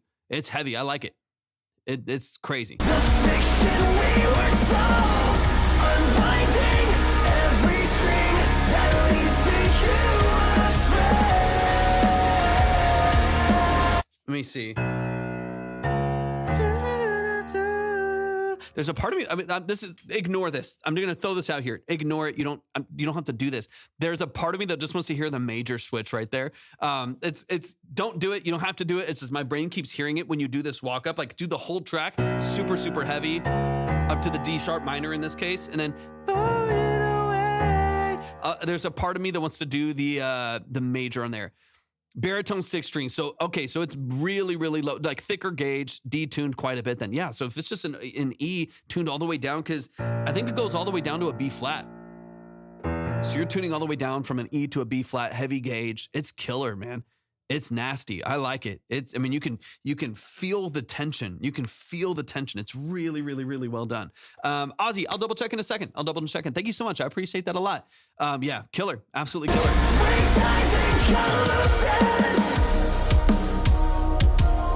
And I can feel it coursing in my veins through the distance.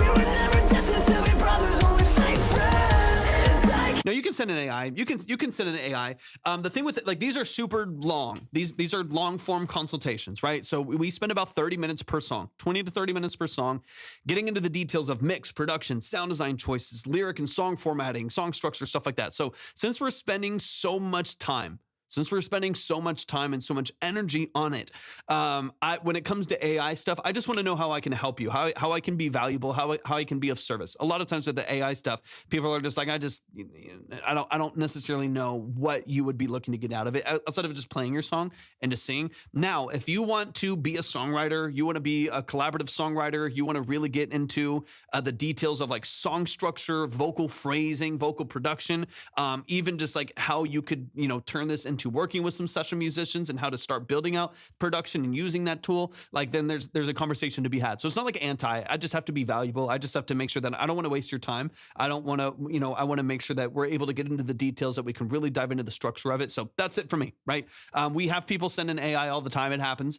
So I'm not I'm not going to kill you and roast you for it or whatever. Like I don't care what you do for your own creativity and what's a good outlet for you. But for me, I just want to be of value. I want to be of service to you. So if I can do that somehow, if you want help with your lyric and song formatting, I do that all the time. Sloppy Joe and is it Javi Day? Thank you so much for the follows. I appreciate it. Yeah, I got you. I'm excited, Romeo. I'm excited. Okay, I want to get a little bit deeper into this. Thank you for the heart me. I appreciate that a lot. Let me get a little bit deeper into this. That's true. I mean, that's true, Tap. Like you're not wrong. I think it is really yes. Yes. Oh, that makes me so happy. That makes me very happy. Thank you.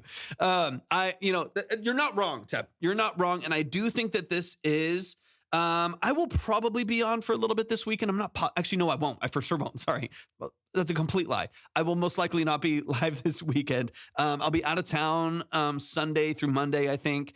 And yeah, I probably won't be. I'll be on Friday. I think I'll be on Friday for sure. I'll be on Friday for sure. I'm not positive past that. Insane Labs, thank you for the rose. I appreciate it a lot. And thank you for the heart me. I appreciate that. I was like, hold on, that's a complete lie. I will not be on this weekend. I'll be on Friday. I'm not positive on Saturday, Sunday through Monday. I'll be out of town most of the weekend. It is very true though. It is very true where if you are going to, work in a style of music that has a lot of saturation in that genre, which I mean, there's a decent amount of saturation in this genre. Most genres now, there's a lot of people trying to do what a lot of people are trying to do. And so I think it is more important than ever to have charisma and have something that sets you apart. Sometimes it is going to be the vocals. Sometimes it is going to be a specific like production gimmick that gives you an edge or gives you a specific identity within the structure of your song. But I think a lot of that comes through your socials and comes through the way that you build out your aesthetic as an artist, so on and so on. So that to me is kind of my loose little analysis of that. Is like it's not wrong. There's a lot of people I hear a lot of people that are making some a similar style and kind of working in this space that do it all really well. There's nothing wrong with it, right? It's really, really well done. It's very, very high quality, especially the fact that this is a premix as well. It really just comes down to like, how can you set yourself apart on the aesthetic side, on the charisma side, on the character side, and make sure that there's a reason why people would go to you, hear your story and hear your music and your production structure versus the other, 12,000 people that are trying to do something similar. You know what I mean? Any genre, Javi. Been hearing for quite a time, spamming intensively. Namiko, it's probably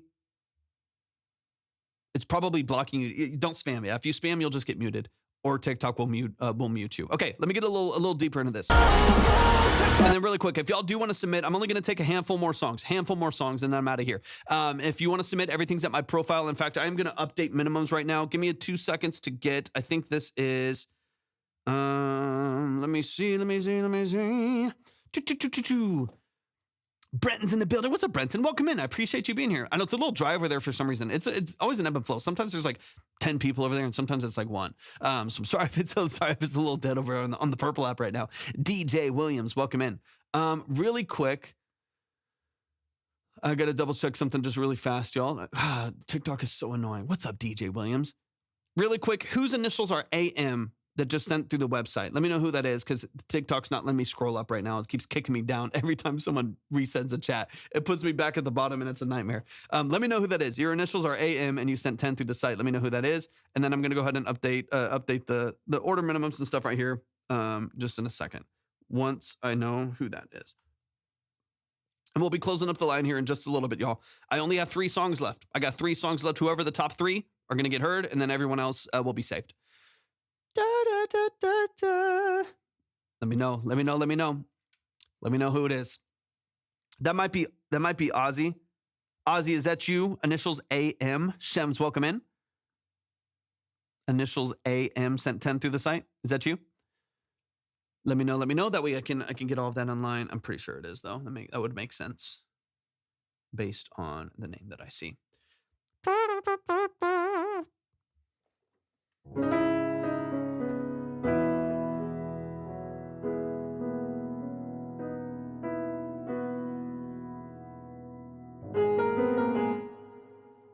Okay, I'll update that later then. Okay.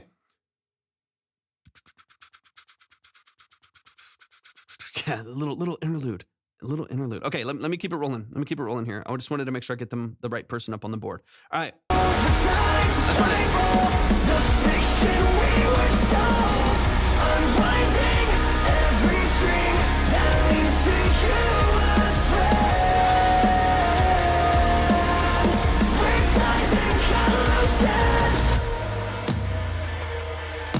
Good dynamic range. I mean, the structure of this. No, you're not next. I would check. Keep the other platforms up. No, you're good. Keep the other platforms up. So we're also live on the red app and the purple app. We're live on the other platforms right now as well. And the line is always up over there. So you can see how many we have left. You can see the order. You can see the minimum. You can see where you're at. That way you can see if you want to go faster, if you want to sit in the next spot. Or wait, I'm sorry, Bradford, you said next three. Yes, you're in the next three currently speaking. 100%. What microphone do you have? The one that I have a bunch of random microphones. The one that I'm using right now is a Neumann M147 tube.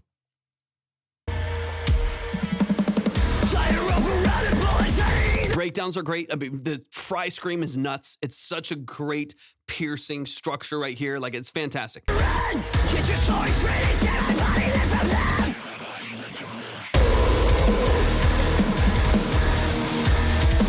Tear my body, live from them!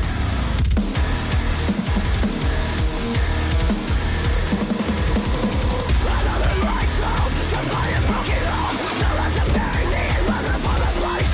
If you don't wanna stay, the journey's 60. Say that now away from me.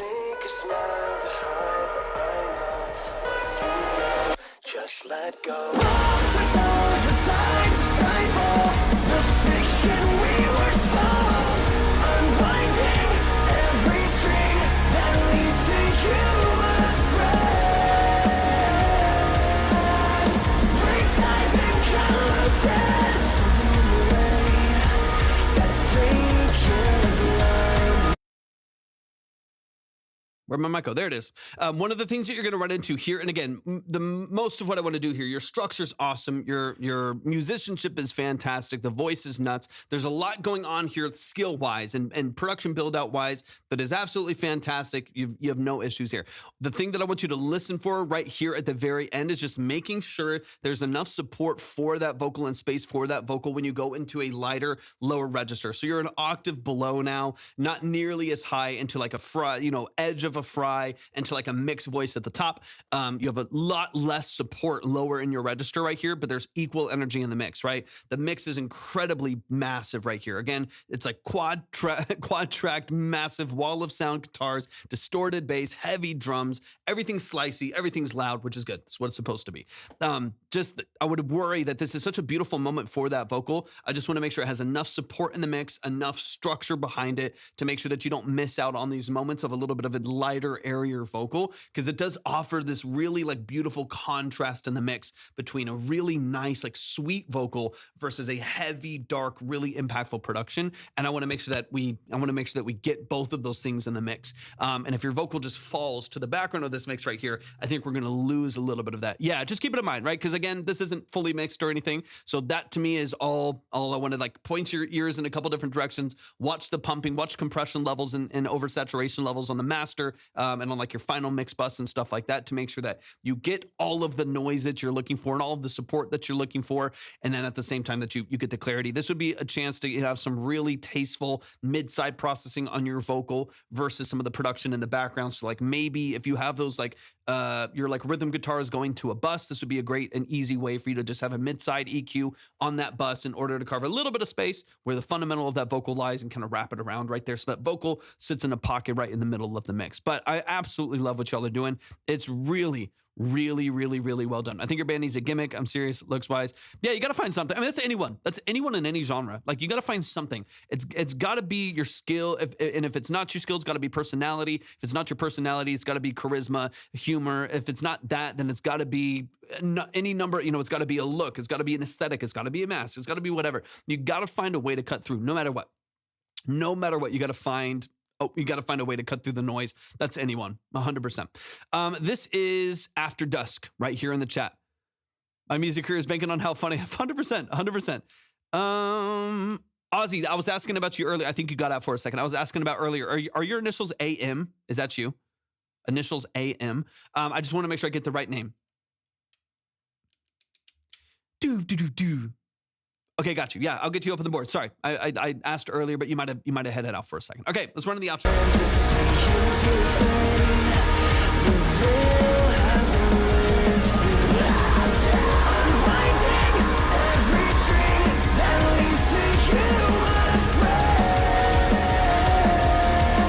Great melodies. Really, really great melodies. Y'all show some love to Afterdusk.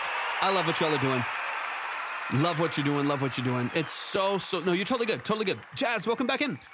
You're totally good. That is Loose Ends by Afterdusk. If you like what you hear, they do have music out. So if you like it, go stream it, go add it to your playlist, go like the tracks, go follow on Spotify and other DSPs, go stream it, put it on repeat, all that fun stuff. Show some love and support to Afterdusk. I appreciate you so much. Appreciate you so much. My darkest day almost drone. Hell yeah, man. Hell yeah. Austin Martin. Okay, yeah, I got you. I just want to make sure I get the night. And sometimes I try not to say people's govies if they don't want me to. Okay, so we got Ozzy up on the board, ready to go. Okay, so we officially have a full board just for the last 3 songs that we have. We have 3 tracks left. You can still submit, you can still skip, but the minimums have been lifted just a little bit just because we're at the very end of the live stream. We got 3 tracks left, about an hour to an hour and a half left of the live stream. So if you do want to submit, you still can, but please check the line order and minimums over on the other platforms that we're live on first. That way you can see exactly where you are. You can see if you want to go now, if you want to hold off to another day. I will be most likely live tomorrow. I'm pretty sure. I gotta update a couple projects that I'm working on. I'll be working on that for most of the day, but then I'll probably hop on for a couple hours in the afternoon. Let's keep it moving. We've got Romeo in the building. Let's go. Not Romeo. It's not Romeo in the building. Let me double check here really quick.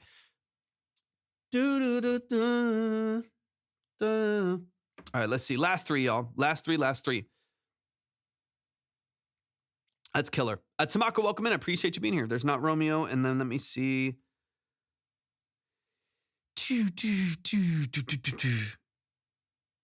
There it is. Got you. All right, give me some details, Lucas. You've dropped some stuff in the chat, but I'm catching up a little bit. This is super bare bones. I have no production skills, just bedroom stuff. Part of my demo. Let's get it. Yeah. Any details you want me to know, drop it in the chat. I'm excited to break it down.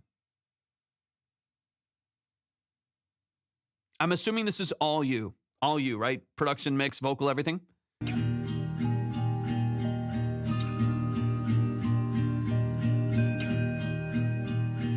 Writer, singer first, and yeah, that's all. Okay, beautiful. Let's go, man. You said you'd never. And you're recording all on your phone right now, right? BandLab, maybe. In your eyes 2 songs left, y'all. Believe in me. With your eyes closed, pretty please. Pleading. I can't make the words, it's TV static. I can't tell the difference. A kid standing with his sword and cardboard on. Wonder where he gets. Love it. I don't wanna box you in, but you're smiling like you know me. What are you recording your vocals into? Tell me what I gotta give. You said tell me what you want, 'cause I'm not going anywhere. Nice. I'm not going anywhere. Love your voice. Do you dream about me? Yep, 100%. What's up, Shane? Oh, what about Good to see me? you.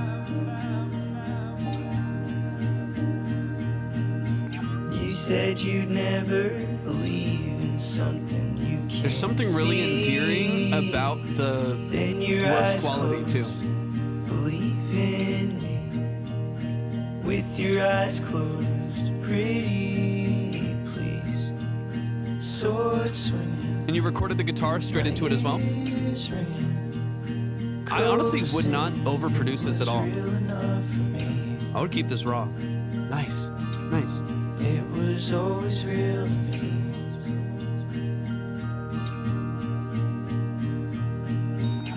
Cross my heart, I'll never lie to you. Cross my heart, I'll never lie to you. Cross my heart, I'll never lie to you. Cross my heart, I'll never lie.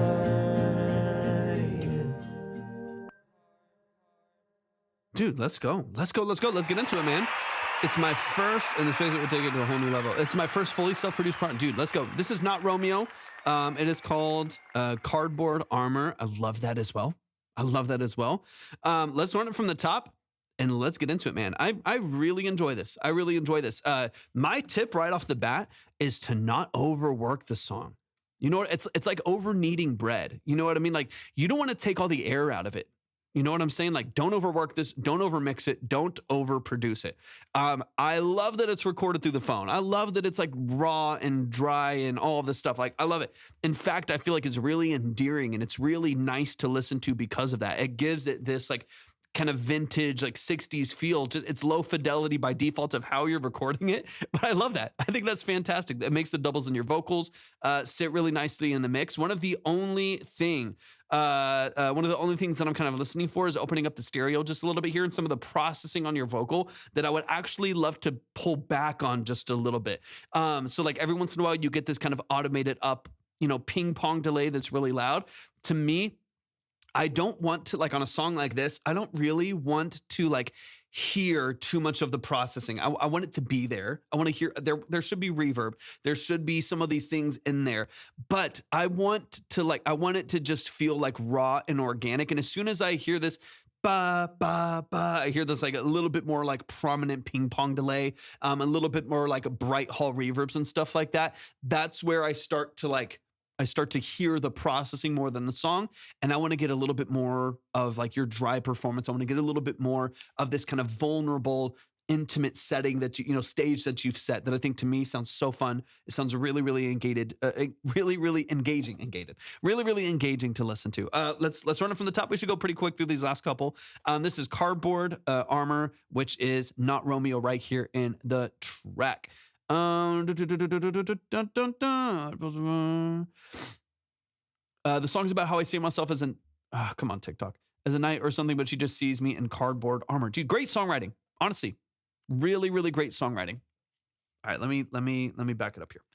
Are there any similarities with mixing and mastering movie dialogue and music? I don't have any experience mixing movie dialogue, so I'm probably not the best person. I've experienced in a lot of stuff. That's one of the things that I don't.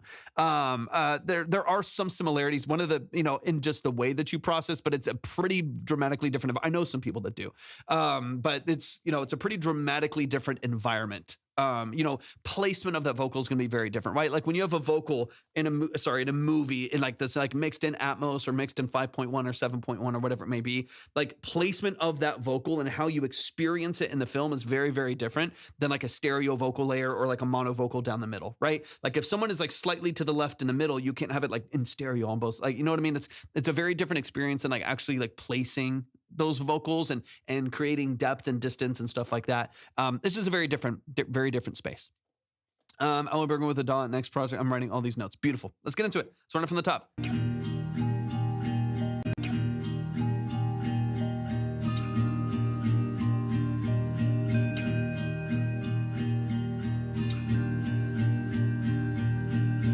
You said you'd never. I actually like. Yeah, of course.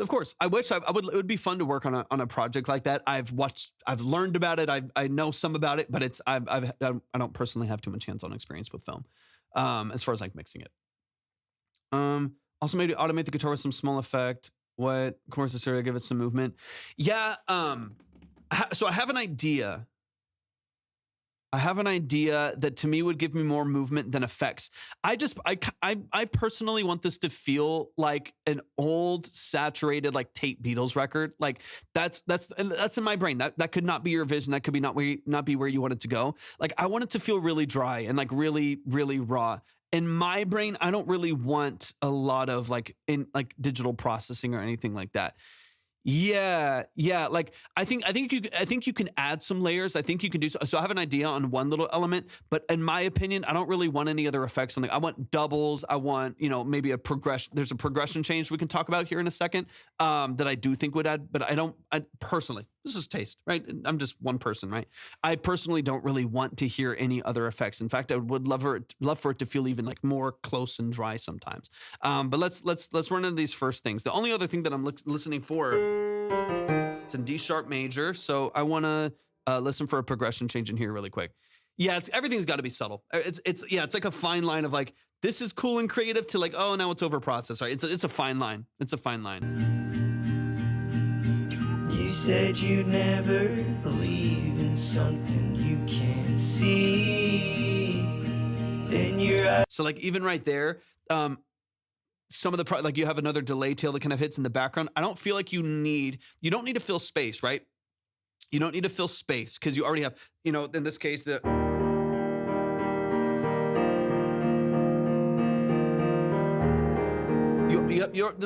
it's constantly going, plus a pad, plus like a little ring, like triangle ringing in the background. Like you got a couple things already happening where you don't actually need to fill in a lot of the space, right?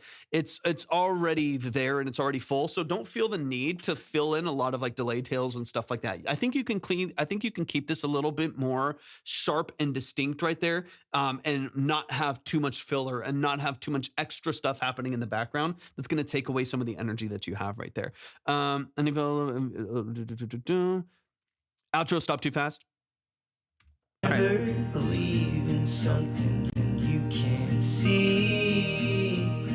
Then your eyes closed. Beautiful, dude. Believe in me. Beautiful. With structure, lyrics, fantastic. your eyes closed, pretty please, pleading. I can't make the Okay, so here, I can't words, it's TV static. I can't tell the difference. So this right here, this is where I would just personally, would love to hear a progression change. Would love to hear a progression change to the 4. So let me shift this right here. I'm going to darken this up just a little bit and kind of, let's see, let's bring this up a little bit. Let's bring this up a little bit right here.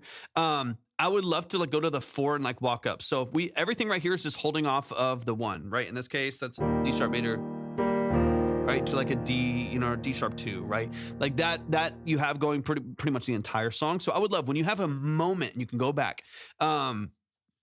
Yeah, if you go to the 4 here, so here's the thing is like, I like the tension you build by holding on the D sharp for the vast majority of the song.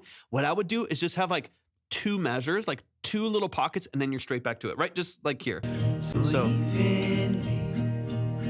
With your eyes closed, pretty please, pleading.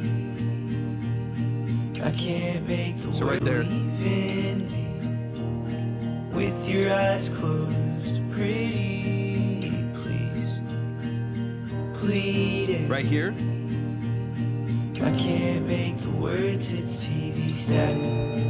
I can't tell the difference.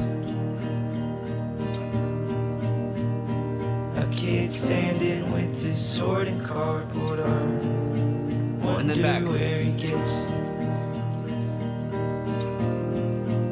And then back to the D sharp hold. Box you. Back to the verse, right? Perfect, right? So like just for a moment. So if you're just, it's all, you're just sitting in there. And then for the,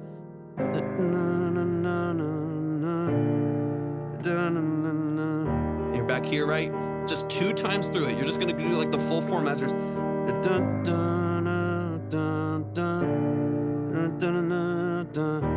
then you're back in here. You keep it locked in.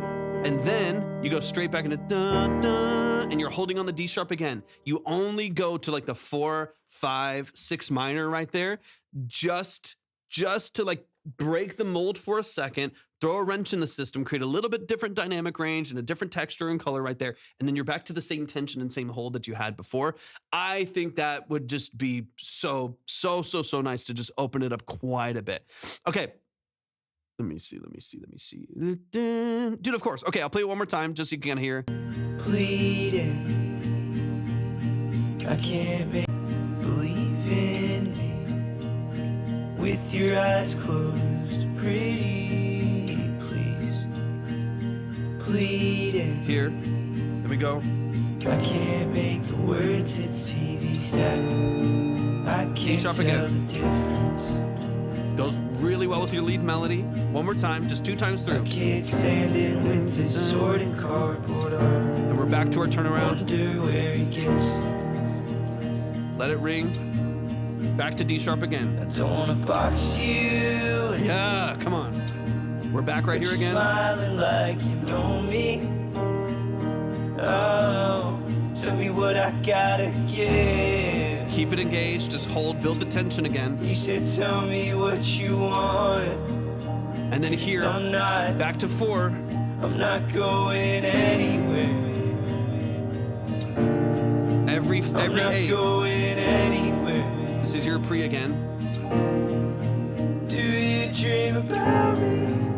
Right, then you go back. So it's like every 16 measures on your verse. Every what's up, Novander? Welcome back in, man. Every 16 measures on your verse, we create a turnaround again, and we go back into like a 4-5-6 minor, 4-5-6 minor, back to the D sharp again. It allows the song to feel not too monotonous. The thing with like monotonous things is like it can be good things. Too much of a good thing.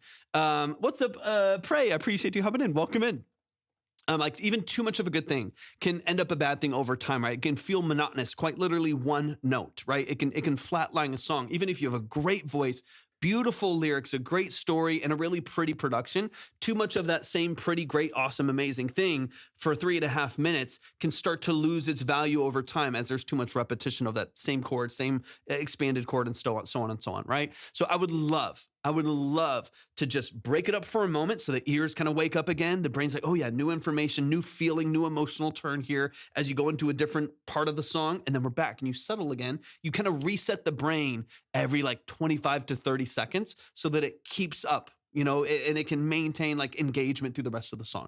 That to me is one of the most important. Some of the processing stuff we're talking about, I think is important as well. But to me, the structure of the song, the structure of the progression, and how your voice, like your actual melody sound over that progression, to me are one of the most important aspects of you building this out. Let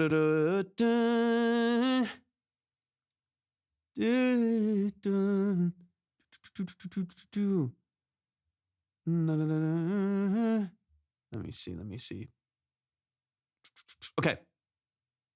I'm so glad, dude. I'm so glad. I really appreciate you being here. Oh, what about me?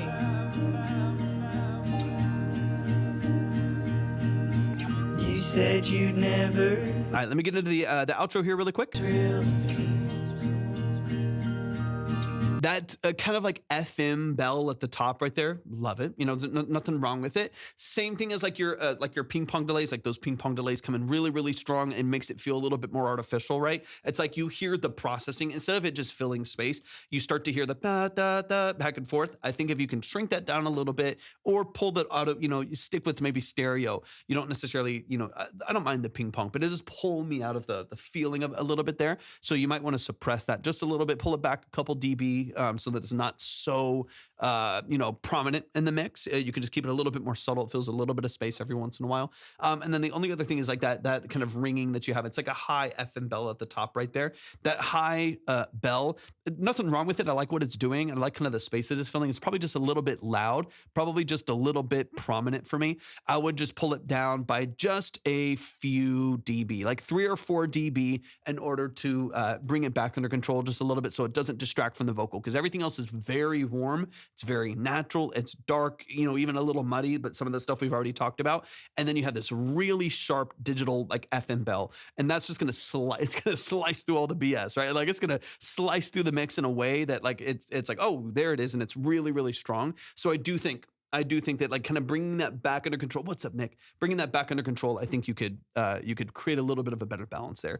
Y'all show some up. Novander, I got you. In fact, Novander, I don't think you were here earlier. What's up, Nick? I hope you're doing amazing, man.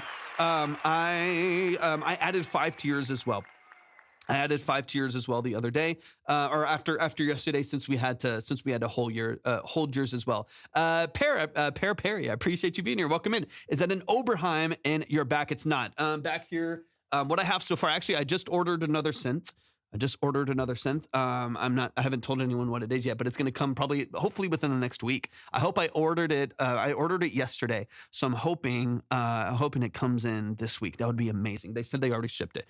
But back here, I have a DX21. I have an ESQ1 Plus. That's like from the 90s. The DX21's from like 1985.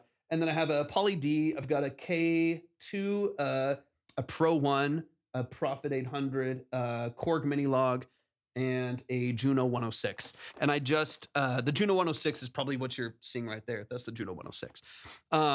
The bottom rack, I have a bottom rack right there. I just sold a Korg Triton LE that I had for forever. And I let it go because I wanted something else, and I got it. It's coming. I use an I want to do know so about using it's the best synth. I love that thing with that. That is my baby. Well, the Juno 106 and the one that I have coming soon is also going to be my other baby. They will be my non-identical twin babies. They're great. Yeah, the Juno 106 is something special. That synth is. I haven't told anyone yet. I'll announce it. I don't know, Shane. I might also get. What's up, Frey? I might also get. He mentioned the grandmother. I do want to get a grandmother. I would rather get a matriarch though, but I don't know so right next to me over here. So I have the Juno 106 and I have another couple synths, probably another 5 or 6 synths that are coming soon because I'm going to. I have a 45U rack right here next to me that you can't really see. Well, you can see it on the other platforms, but I have a 45U rack right here. Thank you for the follow. That I'm going to fill with some of my rack gear. And I'm also going to fill it with the rack synths that I have, a lot of them that I don't have, that I'm not using right now because I didn't have enough rack space. So I got this 45U server rack that I'm going to fill with a bunch of like vintage rack synths and stuff like that.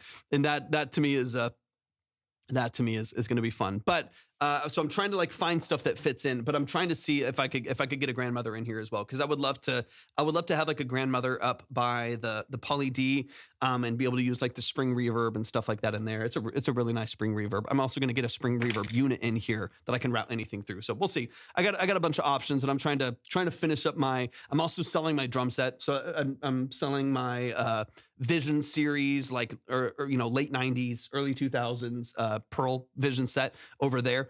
And then I want to get me a new drum set in here as well. Ever use those Teenage Engineering pocket operators? No, I don't. I know people that have them and like them, but I haven't gotten into them. All right. I think that was the end of the track there. Yeah, y'all show some love, man. Show some love to Not Romeo. Shout out to Not Romeo. I appreciate you so much. Toyo, yes, it is. Yeah, no, it's not. Well, I won't say what it's not, but yeah, it's no one has guessed it, but I'm not gonna let anybody know yet. But y'all, please show some love. What DAW do you use? I use Pro Tools. In fact, it's right here. Boom, I can switch over. Boom, there she is. There's Pro Tools. I love Pro Tools. I've used it for like 18 years, 19 years.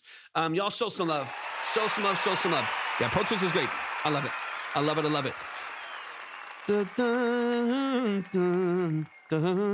People can also have other tastes, man. People could also have other tastes, man. Man, I appreciate you so much, man. Shout out to Not Romeo, man. Get it. I mean, I've used Ableton, I've used Pro Tools, I've used FL Studio, I've used Studio One, I've used Logic, I've used most of, I've used Reason, I've used most of like the main ones. But people don't know sometimes. People don't know that you're trolling sometimes. Yeah, so I've used all of the main ones for what I do, where I do a lot of engineering. I do a lot of like vocal comping and playlisting. I do a lot of live tracking and stuff like that.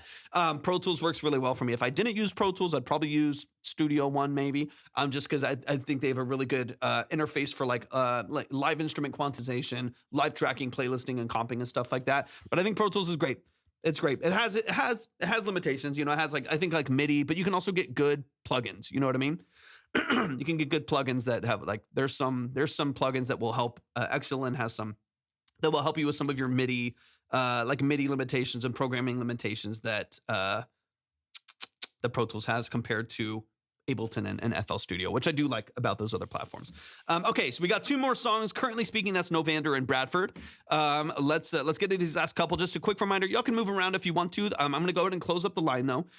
So let me close this over here. So if you are wanting to submit, if you are on the board already, if you have a submission already, you can move around. You can skip forward if you want to be one of the last ones. That's up to you. But we are closed to new submissions. I have 2 tracks left right now. That is Novander and Bradford. And then anybody that does not get heard, as it says in the form and everything, we will never listen without you. We will always make sure that that we are that you are here for your breakdown. So if you don't get heard for any reason, whether you got to eat, work, sleep, leave for any reason, or I get off at the end of the night, and your song hasn't been heard, I have a detailed list of everybody's name and credit. So literally all you got to do is hop back in, just like literally that's what Novander just did. Novander, they were in here yesterday. They didn't get heard. They came back in. They had higher credit. We put them on the board. So people do that all the time where they can come in and make sure that they get their song heard. So I will always make sure that you're here. I'm never going to listen without you. I'll always make sure that I keep track of everything. Again, if you're in line, you can move around if you feel like it. You can go faster if you feel like it. That's up to you. There's no pressure.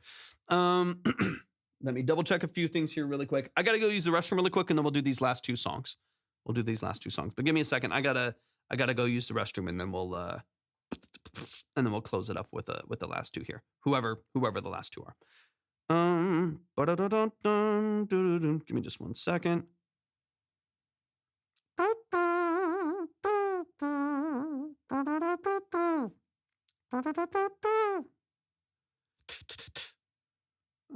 Okay, let me make sure I get these in order real quick. All right. Give me a second, Joe. I'm gonna use the restroom, and then we'll be. Thank you, I appreciate it. All right, let's. I'll be back in just a couple minutes. I'm gonna fill up my water and use the restroom, and then we'll close up with the last two songs.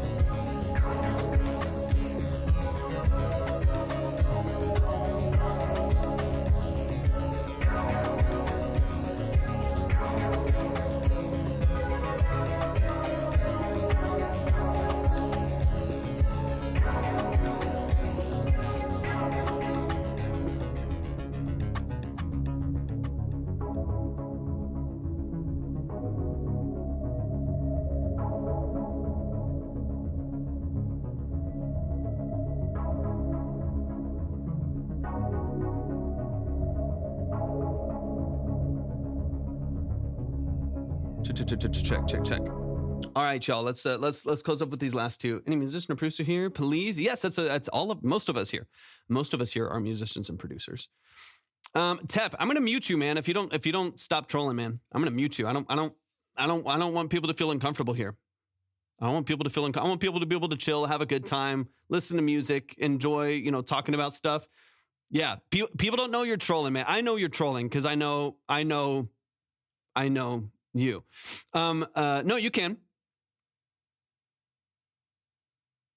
Yeah, no, you can. They'll still go because they're a little bit ahead of yours. It's fine either way. That's just kind of the way it is. No, you're good. I know, so I'll let it slide a little bit. Mia, they're just trolling. They're just trolling. I know it's annoying. I know it's annoying. They're being a troll. They're being a troll. So I know they're being a troll, but I also know that it's like annoying and uncomfortable when you don't know that and someone is, it can be perceived as rude, but that's not what they're trying to be. But yeah, that's just. Yeah, it is. It can be confusing though because you don't know. So it can be like, dude, like what the fuck? Like chill out, dude. But they're just being a troll. So just ignore them. The more just because I know Tep, the more that you respond, the more you'll feed it. So don't. so don't feed it. I know Tep, and I know he's just trying to get a rise, and he's trying to be contrarian and stuff like that. And so he's just trying to rile people up as he does. Okay, let's get into these last few records. But yeah, you can the same way. So go check the line. You can kind of let me know where you want to be. So we'll get into these last two. Let me see. Let me double check something real quick. But yeah, same place. Yeah, same place. So if you want to go check the line, so you can kind of see where you want to be. Go check the line on the other platforms that we're live on. You can see exactly kind of where you're at in the list. If you want to skip to the front, you just got to be the top one to make sure that you're one of the top ones there. But yeah, you absolutely still can. But just check the line over there, and then you just the same way that you submitted, you would just move yourself forward. I miss fun music. There is all music out there. There is all music out. So people are like, dude, I miss classic rock. There's people out there making it well. I think nowadays it's sometimes hard to find the music if it's not super mainstream, right? Like everyone is still making all of the music. Like I know there's so many bands and so many artists and so many producers out there that are doing interesting things. I think sometimes it's just hard to like find it, sometimes because it's not on the main playlist or whatever. Okay, I'm gonna wait just a second just to see if Ozzy's gonna move, and then we'll keep things flowing here. Last two tracks. Outcast type of stuff specifically. Yeah, 100%. Because you got to fight to figure out what you're going to do to be different, what you're going to do to set yourself apart. How are you going to tell your story and try to get it to people? It's not easy. It's not easy. Sorry, Perry, I missed some of your comments. I'm so sorry. What kind of music do you make? Like, who are some of your influences? I love 80s stuff, so a lot of the stuff that I make and work on has 80s influences. I love analog, as you can see, analog synth, stuff like that. So I like Depeche Mode, Tears for Fears, Aha, The Midnight, Mike Dean, Kavinsky, stuff like that. Yeah. All right, I'm going to give it a second. I'll give it a second. McGee, 100%. Of course.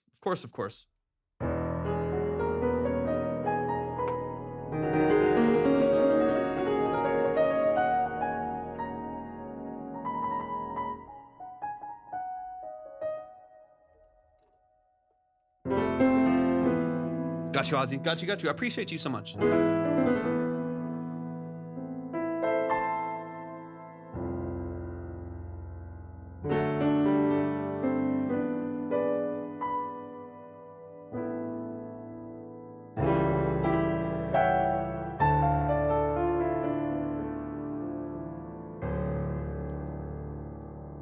Beautiful. All right. Let me see. Okay,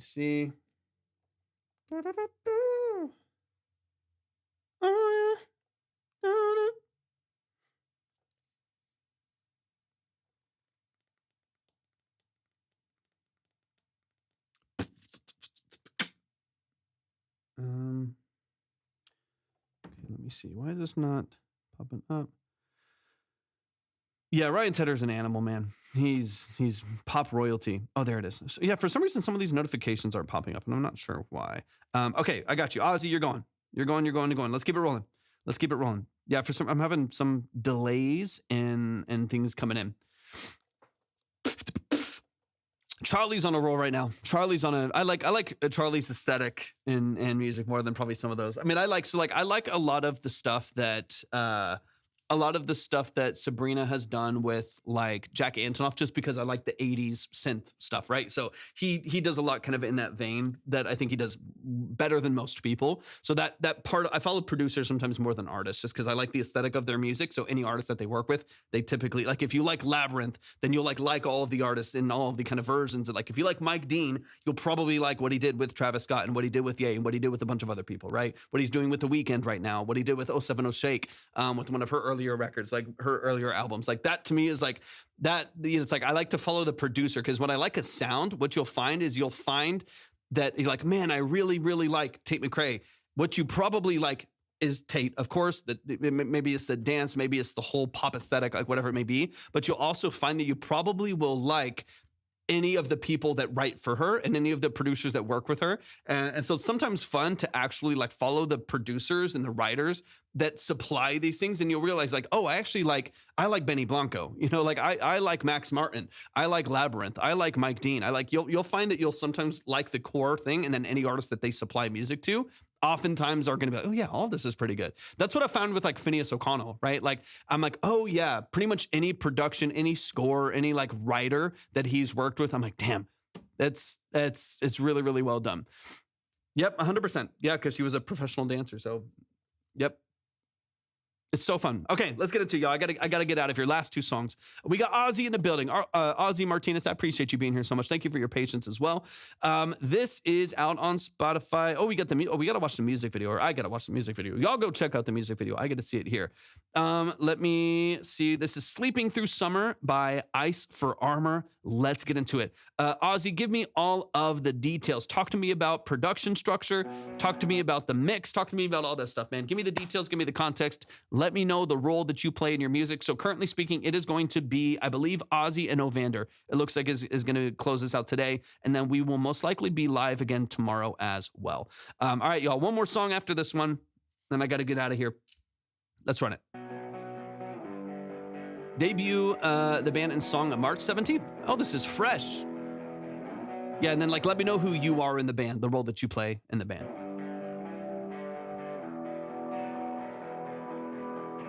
Am I numb to this? Or am I stronger now with age? There's a part of me. Okay, beautiful. That's missing here, I love the Marshall stack. Let's go. like a book without a That's how you know it's about to get crazy. Like a man without his armor. Or maybe it's just made of ice. It's a melting imperfection for an unprotected life.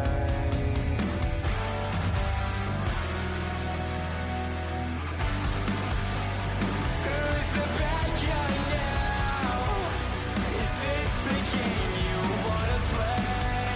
When someone loses everything. Nice. What you wanted was in front of you, but you never know your place. If it's the game you wanna play, you're unmatched in every way. It's a girl without a father. It's a boy without his Nice. dad. Judah, welcome in. There's a trauma that deprives us of a love we can't get. You can't, you can't, you can't. You can't, you can't, you can't. You can't, you can't, you can't. You can't. There's a love you can't get back. Who's the bad guy now? Who mixed this? Is this the game you wanna play? When someone loses everything. Awesome. What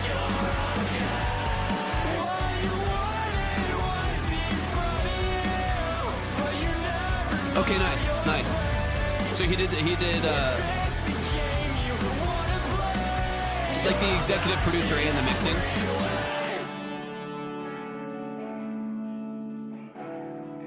Great dynamics. This is sick, man. Really cool.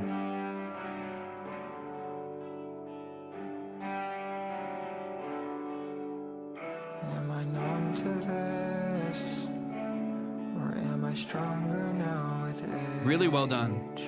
There's a part of me that's missing here. Great vocal production, great dynamics. Maybe I'm the one to blame. Maybe nothing's really changed. Yeah, this is nice. What's a family now to do with their loved one in a grave? Love the room mix on the guitar there too. Beautiful, beautiful, beautiful. Y'all show some love. Show some love, show some love. Amazing, amazing job. That's Sleeping Through Summer by, the artist is Ice for Armor, right? Or is the artist Sleeping Through Summer? Hold on. Sleeping Through Summer is the artist. Ice for Armor is the song. Sorry, it's going back and forth. Beautiful, beautiful job, man. We have a whole EP on the way. Next single drops April 30th. Pre-save is on our site. Go do it right now. Go show them some love and support. I want to pull it up on Spotify. So you get the stream over there as well. So let me pull it up real quick. This is Sleeping Through Summer. Let's go. Yeah, it's really, really well done. Beautiful. Great established page over here too. This looks awesome, man. Yeah, y'all are rocking it. Y'all are killing it. Y'all show some love. That is Sleeping Through Summer. That song is out on all platforms. So make sure y'all go stream it. Go add it to your playlist. Go like the track. Go follow on DSP, stuff like that. Let's get into it. This is Ice for Armor, and it's released everywhere. And we're gonna have one more song after this. Yeah, this is killer. It's a good mix too. I mean, it's punchy, it's noisy. The thing I was listening for was like, okay, does the vocal get drowned out a little bit on the hook? And it like does a little bit, but I don't mind. You know, like this is where like taste and intention comes in as far as mixing goes, where I'm like, yeah, the vocal does get a little bit like restricted and suppressed by the mix of the guitars and stuff like that, but it also kind of should, based on the energy that's being performed on the double track on the guitars as well. So I love so much about what y'all have on the mix on this as well. And I was like, man, I was missing it, but then you have some other doubles that come on that vocal as well that I think really fill in the rest of that. So all right, let's get into it. Ice for Armor, Sleeping Through Summer. Let's get it. Great tone on the guitars. And we got one more song after this, y'all. Am I numb to this? Or am I stronger now with age? There's a part of me that's missing here, like a book without a page. Good lyric structure. Like a man without his armor, or maybe it's just made of ice. It's a melting imperfection for an unprotected life. Great tone. Like the vocally, of course, but on the guitar too, opening up from like this clean, like two broken up kind of texture right there to this double track for the leads. It's got a little bit of like a kind of a dissonant bend in there as well, like chromatic bend in there too. That's nasty sounding. I love it so much. The opening up of the stereo field right there, the way that it just pops, the way that it opens up the mix, absolutely killer. I love it. Who's the bad guy now? Beautiful. Is this the game you wanna play? When someone loses everything, So like even right here, like I am, again, I was kind of curious. I was like, man, do I feel like I'm missing the vocal a little bit? And I am a little bit. Like I do kind of wish that there was just a hair more space for this lead vocal and the background vocal, your fry screams, to come in with just an edge more clarity. The reason why is not because they don't, like, sometimes they do cut through and on the verses they sound really clean, but also because on half of these lines I'm completely missing the phrasing in the background. Like right in here. someone loses everything. That's good. And then all of those background lyrics, they fall by like 3 or 4 dB to the back of the mix because you lose the prominent lead and it goes to a double vocal and the fry screams. I do just kind of wish, and again, and this is a great, honestly, it's a great instrumental mix. Like it really is. Like it's a great instrumental mix. It's a great production structure. It's great vocals across the board. Like there's so much about this that is absolutely fabulous sounding. It's amazing. But there is a part of me that's like, man, I wish there was a little bit more edge on the vocal. I wish there was a little bit more space in the mix for those vocals to sit a little bit more forward. Yeah, and that's the thing. And that's why I'm kind of like, I'm like, on one hand, I'm like, I like it, I feel it, but I'm also, I do wish I could hear those lyrics a little bit more and feel the energy behind Tap, chill, dude. I wish I could feel the energy between, I get a lot of people asking me what I punch right there. Hold on.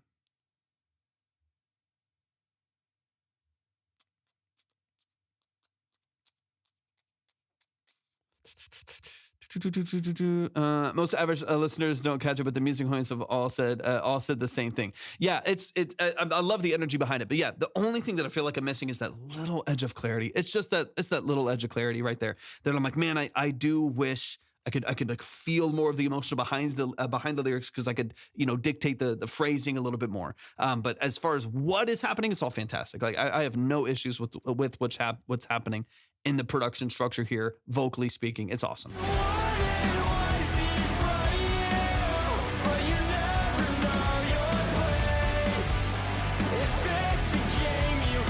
Because honestly, the mix on the production to me is spot on. It's really, really well done. It's really, really well done. I honestly think you could get away with just like pushing the vocals like 2-3 dB louder, and that'd be it. Like it'd be game over. It'd be done right there. It'd be fixed. Because it happens a couple times where I'm missing that lead a little bit.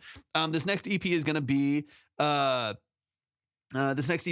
fully mixed and mastered by us, and we're going to be able to cater to ourselves a lot more. Yeah, there you go, 100%. Like there's a balance between like, wanting to just ship to an engineer and be able to like be really hands off with it, and then still wanting to have a pretty good chunk of like say, and you're like, okay, I know professionally this is where they place things, but stylistically, I'm like, I want to hear these certain things with a little bit more edge. So I get it. It's always a balance. As someone who's been on the other side of that equation as the engineer, it's always a balance of being like, well, professionally, this is what I feel like is going to offer the best value to the mix. And then on the other side, wanting to make sure that I still do like respect and honor the opinion of the artist that I'm working with. It's always a balance. It's a girl without a father. It's a boy without his dad. There's a trauma that deprives us of all love we can't get.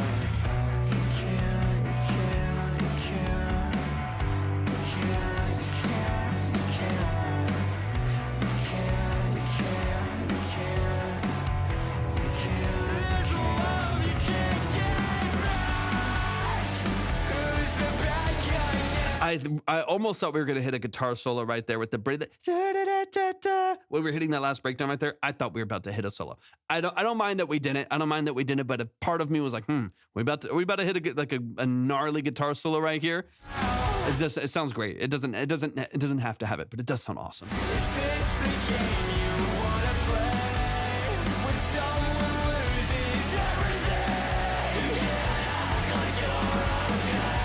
Yeah, great support from the background right there. 100%. I was like, man, if it was there, I would love it. And I also still love it just in the background. Like, I also love that it kind of sits where it's at. You can always do like radio edits that are, they're 3 minutes or, 2.5 minutes to 3 minutes. And then you have like a 4-minute one that has a longer intro, a longer outro on the outside as well. And then, and then throw a guitar solo in there. You can always do like different edits and stuff like that too.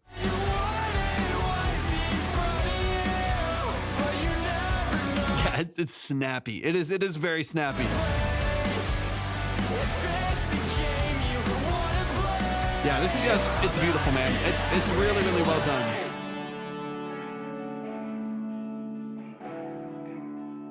I also love this like tight room mix right here as well, where you feel a little distant from the guitars. You're set back a little bit. The double right there is absolutely beautiful. Like there's so much about this production structure that I really love and really, really enjoy. Only been playing guitar for 1.5 years and basically learned by making our music. Dude, I love that. That's amazing, man. Props to you. That's not easy to do. It's not easy to do. Yep. And you have like a North Star for it too. You're not just like learning to, which is also great. You're not just like learning to learn and just, you're just trying things and doing things. It's like you have a North Star of like, I want to get better. I want to improve my chord structure, improve my scaling, improve my knowledge of the fretboard so that like my writing is better, my structure is better. Like you have a little bit of a North Star to like aim you learning that craft for, which I think is fantastic. That's really cool. Maybe I'm the one to blame. And then you're going to get addicted to pedals, and then you're going to need a new guitar every month, and it gets addicting pretty fast. I've had to like, I've traded for a lot of the guitar. You know, I don't, how many do I have? Like, what, 7 or 8 guitars in here, and it's like I've most of them. I mean, I've bought a chunk of them, but like some of them I've just like traded in and out too. Some of my basses and stuff like that I've traded in and out, and it just gets addicting. So I'm like, you know, I don't need it. I have a couple I have my eyes on right now where I'm like, okay, maybe I'll trade this thing over here and I'll try to get this other guitar over here, but I shy away. I got 3 ESPs now and a quad and a Marshall stack. Hell yeah. I wish I had more room in here. I would. Like I have a couple just smaller tube amps in here. Well, I mean, I have a big tube amp for the bass. It's a big old Hartke Kilo 1000-watt tube amp. And then I have a 410 Fender DeVille 410 tube amp back there as well, and then another couple small ones. But I know time to move. That's where you're like, man, how am I supposed to fit an 8x12 Marshall JCM stack in here? How am I supposed to do that? And it's like, well, I guess we gotta go somewhere else. Maybe nothing's really changed. What's your family? That's how I always feel though. I'm like, oh man, I need more synths, but I don't have room for more synths. So we'll do racks, hence the rack conversation. Yeah, build a house. Right. We're renting this one, unfortunately, which is crazy the way I have it set up in here. But that's why I have this rack next to me, because I'm like, okay, I only have room for like 6 like key bed synths behind me. I only have room for like 6 back there. And so I'm gonna fill up that rack back there with the Juno and the other stuff that I have back there. And then I can fit like 14 more synths on the rack. If I just get rack versions and desktop versions, it'll be beautiful. It'll be great. With her loved one in Yeah, this is beautiful, man. Very, very impressive. I love it. Y'all, please show some love to Ozzy right here in the chat. That is Ice for Armor by Sleeping Through Summer. It is so incredibly engaging. It's great musicianship, great writing, great structure. I love it, man. It's really, really well done. Y'all should be very, very proud of the work that y'all are putting in, man. Amazing. That song is out on all platforms. Please go stream it. Go like the track. Go add it to your playlist. Go follow on all DSPs and all social platforms. Show some love to Sleeping Through Summer. Go stream Ice for Armor right now as well. Y'all, the line is closed. The line is closed. So if you do want to submit, just make sure that you're following, and we will open up the line again, I think tomorrow. Dude, absolutely, man. I'm very impressed. I'm very impressed with what you're doing. Let me see. I feel like my office is 50-50 music and reptile room. I'm out of space. I know it's like, you know, what's got to give. What's got to give, man? You got to go both ways. Thankfully, in this house that we're renting now, there's enough room in here, right? I have this whole, it's like a 12 by 20 or 12 by 19 space that I'm able to outfit as a home studio. So it's all treated, and I've got, you know, guitars are all racked on the wall. I'm able to kind of fit things around here, and it's been good. It's been good. But, you know, you get that gas, and then all of a sudden you're like, I need more of everything, of course. I'm like, it's like, now that I have room, I'm like, we should double the space. We should buy the home and renovate. Like it's great. It does work. It works. But I'm like, man, okay, I could have so many more drums and so many more guitars and more synths. It's never enough. It's like, I don't know. It's bad. It's not good. I got to chill. But y'all, man, please show some love. I got you, Novander. I got you. Y'all show some love one more time to Ozzy. I appreciate you a lot. Let's close it up, y'all. This is going to be our last track of the day. I do believe that I'm going to be live again tomorrow. I just got to double check with some of the projects that I'm working through. But I love and appreciate y'all. Y'all been amazing today. I really appreciate the support. I appreciate y'all coming in and liking and sharing and following. You know, the gifts as well. Y'all have been amazing. I really appreciate it. All right. I mean, Novander, I am selling stuff, so I'm not sending things over for free, but I can send it for a fee. All right, let's get into the Slack one. Let's get into this last one right here. We've got let me see where it is. Novander, you sent the email, right? This this would have been yesterday. Let me see. Hold on.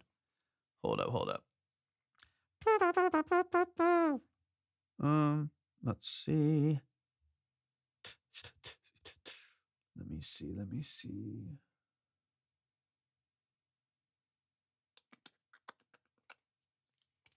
Hold on. I got you. CA, right? On and on. We're gonna check this out. Novander, on and on. Okay, yeah, I think that's the right one. Yeah. Oh, Bradford, you weren't. I guess you weren't here earlier. No. So this will be our last one. So yours will be saved. Your credit and your name is already on my list. Kind of my foray. Context, I've been a producer, guitarist for years and suddenly felt like doing vocals. So this is my foray into it. Okay, dude, let's get into it. Amazing, amazing, amazing. Hold on. Let's see, Perry. Let me make sure I get this organized too. And pull up this other track. This Novander is closing us out. Novander is closing us out. This is our last track for today. So we'll be live again tomorrow. Just like Novander's from yesterday. Novander came in from yesterday. Who else a couple other came in from yesterday. Novander came in from yesterday. Afterdusk came in from yesterday. Even A10 submitted yesterday, and they also came in again today. So there's people that have come in from other lives as well. So if you ever have to leave, you got to eat, sleep, work, or anything like that, or I have to get off at the end of the night and you haven't been heard, I always make sure to save it. I put all this in the form, so if you since you read all the details, you should know all this too. But if you are never, geez, I can't talk. If you haven't been heard at the end of the night, I always make sure to just save your credit and your name to my list. That way, the next time that you come in, whether that's tomorrow, Friday, whatever it may be, the next time that you come in, just let me know that you're here. We throw you straight back up on the board, and we'll give you a boost. And every time, or almost every single time, if I have to save someone's credit, I add to it. Same thing happened with Novander. That's one of the reasons why we're listening to them right now as well. They came in the other day. They weren't able to get heard, and so I added 5 to their credit to help give them a boost next time as well. So I'll do the same for yours, Bradford, since you weren't able to get heard today. I'll make sure to add an extra 5 to your credit that I'm saving. So the next time you come in, you'll already have 15 up on the board as well. But I would recommend that anybody that is submitting, just do make sure that you read through all of the details on the submission form so that you understand the structure. We got an FAQ as well, just to make sure that everything's straightforward and pretty clear. All right, this is On and On by, is it Gloobdoob? Am I saying that? Is that the name of the band? On and On by Gloobdoob. This is a little more indie lo-fi though than the usuals you get. No, yeah, we're all over the place. It just depends, man. It really depends on the live. Like some lives go heavier. Some lives, like we've had like 5 people.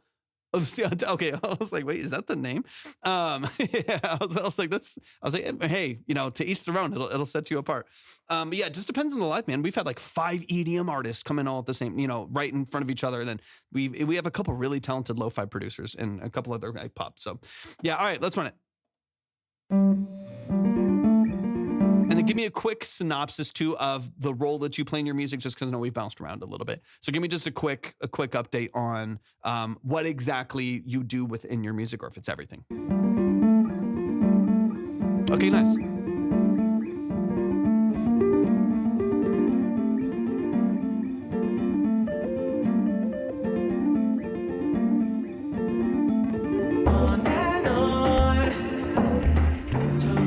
You have to say, I can't even look you in the face. Let me know if it's okay. It's on and on.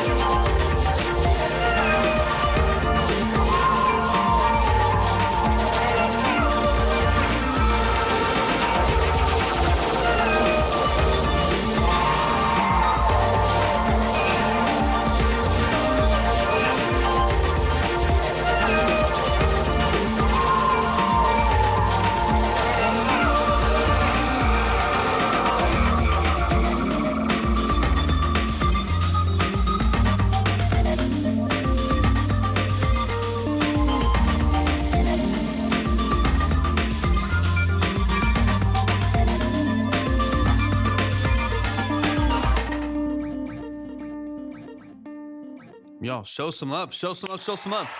I wish there was a volume. I don't know why there's not a volume controller in United stream. I don't know why they don't. It's loud. And they don't, for whatever reason, they don't give you a volume controller. But y'all show some love, man. Show some love to Novander.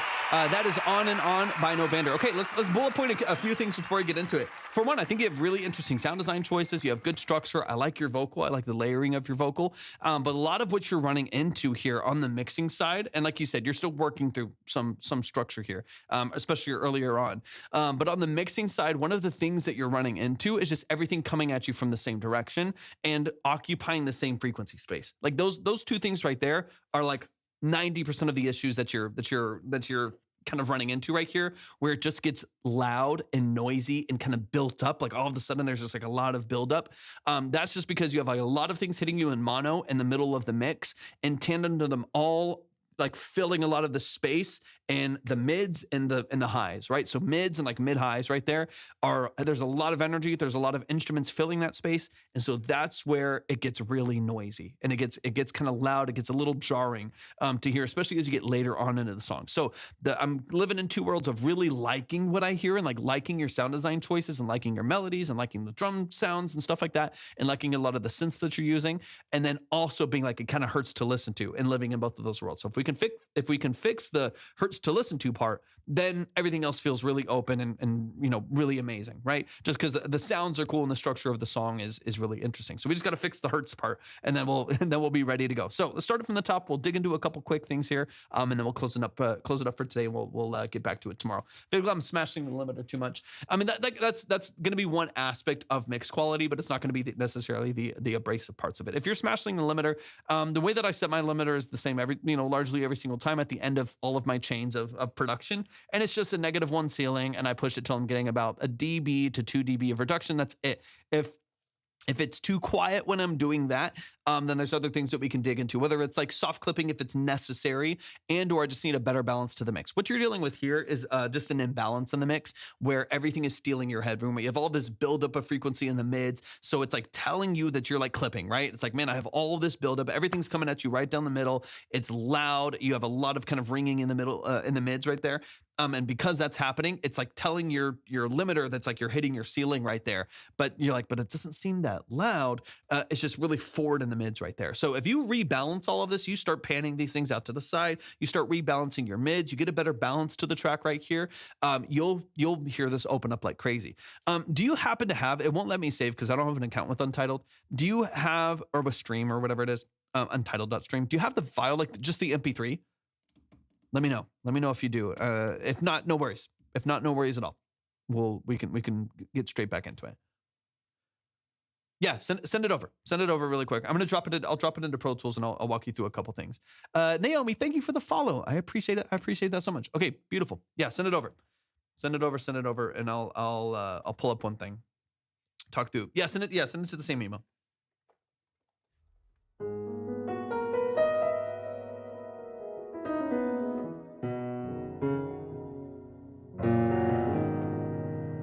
Let me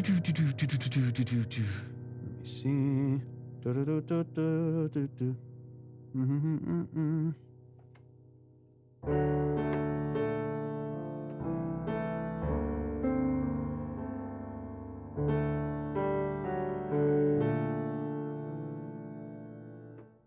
Yeah, if you want to try it, is it like a more updated one from this one?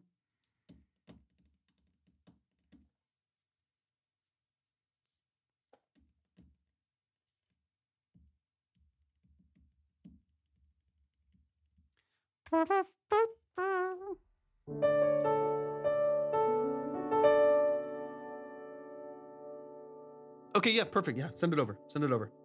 That might help fix some of what we're...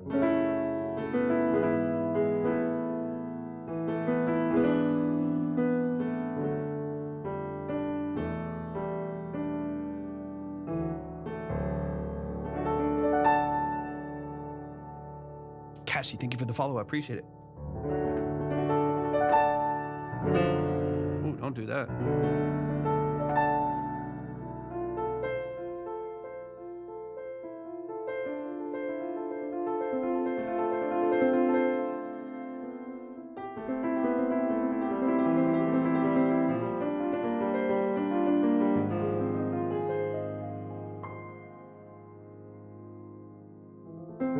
All right, got it.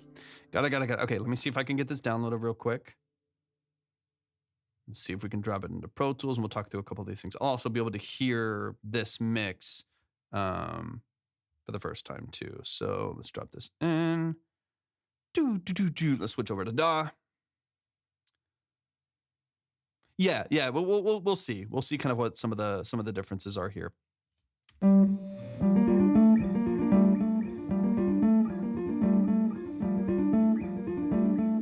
Yeah, I feel that right off the bat. It's like one of the things that I'll dig into right off the bat where you're getting a little bit of mud. And again, we're talking about multiple things are kind of hitting you from the same direction and in the same frequency. Right now, what you're dealing with is there's a lot of low end in this guitar, right? There's a lot of, you get a lot of mud, a little bit of boominess in the low end of the guitar right here.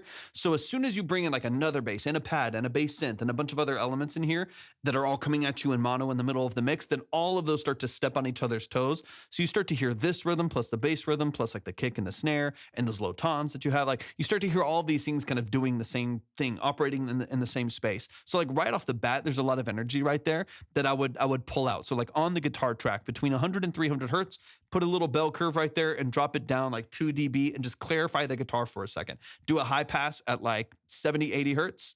70, 80 hertz right there, and try to give that a little bit more space, cut out some of the low rumble right there, carve a little bit of space at the low end. That way it's a little cleaner, a little bit more direct. And I feel like that'll wake up the guitar. That'll wake up the guitar like crazy. All right, let's get into here.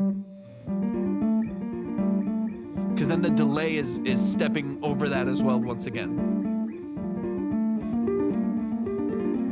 Then another layer comes in the same space, right?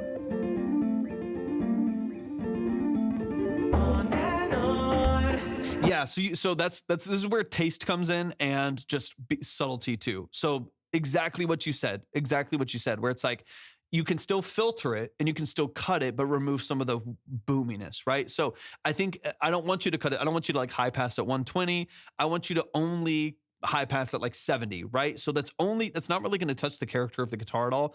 High passing at 70 is only going to cut out like low rumble that doesn't need to exist there. And then between 100 and 300 hertz, yeah, if you pull too much of it out, you're going to lose that underwater kind of washy feeling that you get from the delays and stuff like that. But if you just pull it down a dB and a half, you might clarify some of the boominess, some of that kind of woof that happens in the background right there, especially between all of those different delays. But if you just take it out just enough, this is where it's like, yeah, if I do 4, like, because a lot of people, they do the extreme thing. You're like, oh yeah, it doesn't sound good when I do that. But sometimes the difference of like a dB and a half, 2 dB can be everything. It can be everything, right? So yeah, I think even just being really subtle with it can be helpful as well. Because all of those, like a dB and a half here, but then also doing this on the drums and also doing this on the bass and also doing this on 4 other synths. It's not necessarily that dB and a half is a crazy change. It's how that dB and a half interacts with what the bass and the synths and the piano and the guitar and the whatever and the vocal and all of that's doing. All of those small changes end up with big results when you stack 40 tracks, right? And so it's a small detail on this one guitar and this one layer, but once they're all in there, it's going to make a pretty big difference. Okay.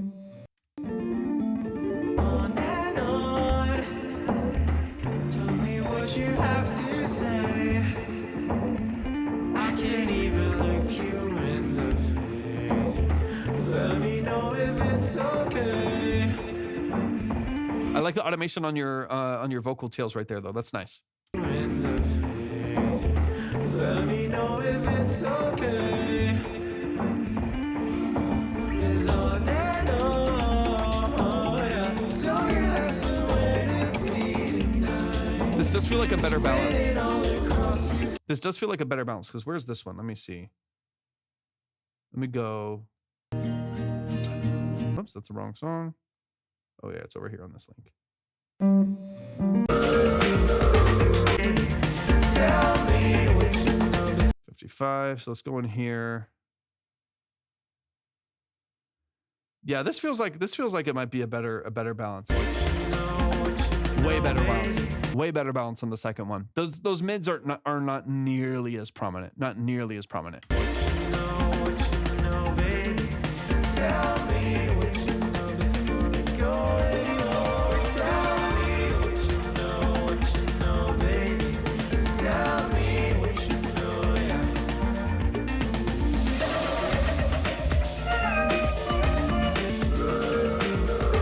Okay, so what you're running into, again, same thing, we'll bullet point just a few things here, is like drums, all of your drums and percussion, kick, snare, hats, lead vocal, vocal sample in the background, a lot of your like bass and synthesis, all of that's happening kind of like right here in the middle, right? If I jump here,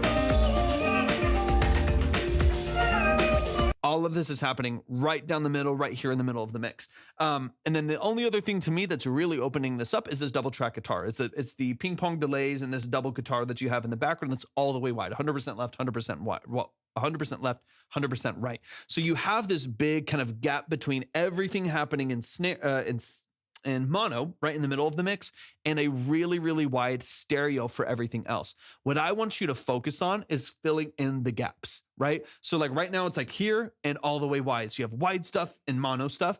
I want like one of these guitars to be 20% to the right. I want to take this vocal sample, open it up in stereo a little bit more, like add a chorus to this vocal sample, open it up in stereo.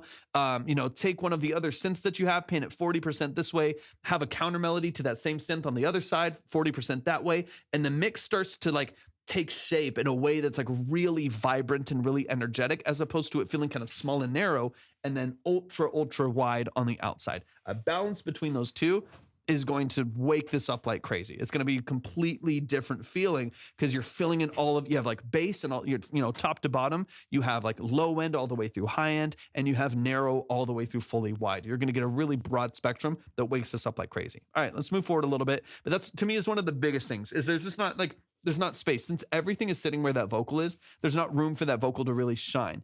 The other thing that I would say is I would tighten up your vocal compression just a little bit. I don't know how many you have on there. If you have one, maybe consider adding another compressor to help smooth out that vocal just a little bit more as well. I typically have at least 2 compressors on a vocal, sometimes more, just depending on how I'm tracking and stuff like that. Like right now I have an outboard tube compressor that my vocal is just kind of being kissed by. And then inside the DAW, I have 2 more compressors that I'm using to just, hey, thank you for the heart me. I'm using to just kind of control different elements of the vocal. I have one that's a fast release and one's a slow release. That way they kind of target 2 different things. It makes the vocal really, really smooth. Happy Wednesday, Miranda. I appreciate you tapping in. That's going to help a lot because right now, another thing that I'm noticing is beyond there not being space for the vocal because everything's in the middle and everything was mid forward, which is exactly where the vocal sits. You're also running into the fact that in the background, actually, let me go to this part over here. I have like an LA2A and a VST, but I don't really want to crush it too much. You can't crush the LA2A enough. You can't crush the LA2A enough.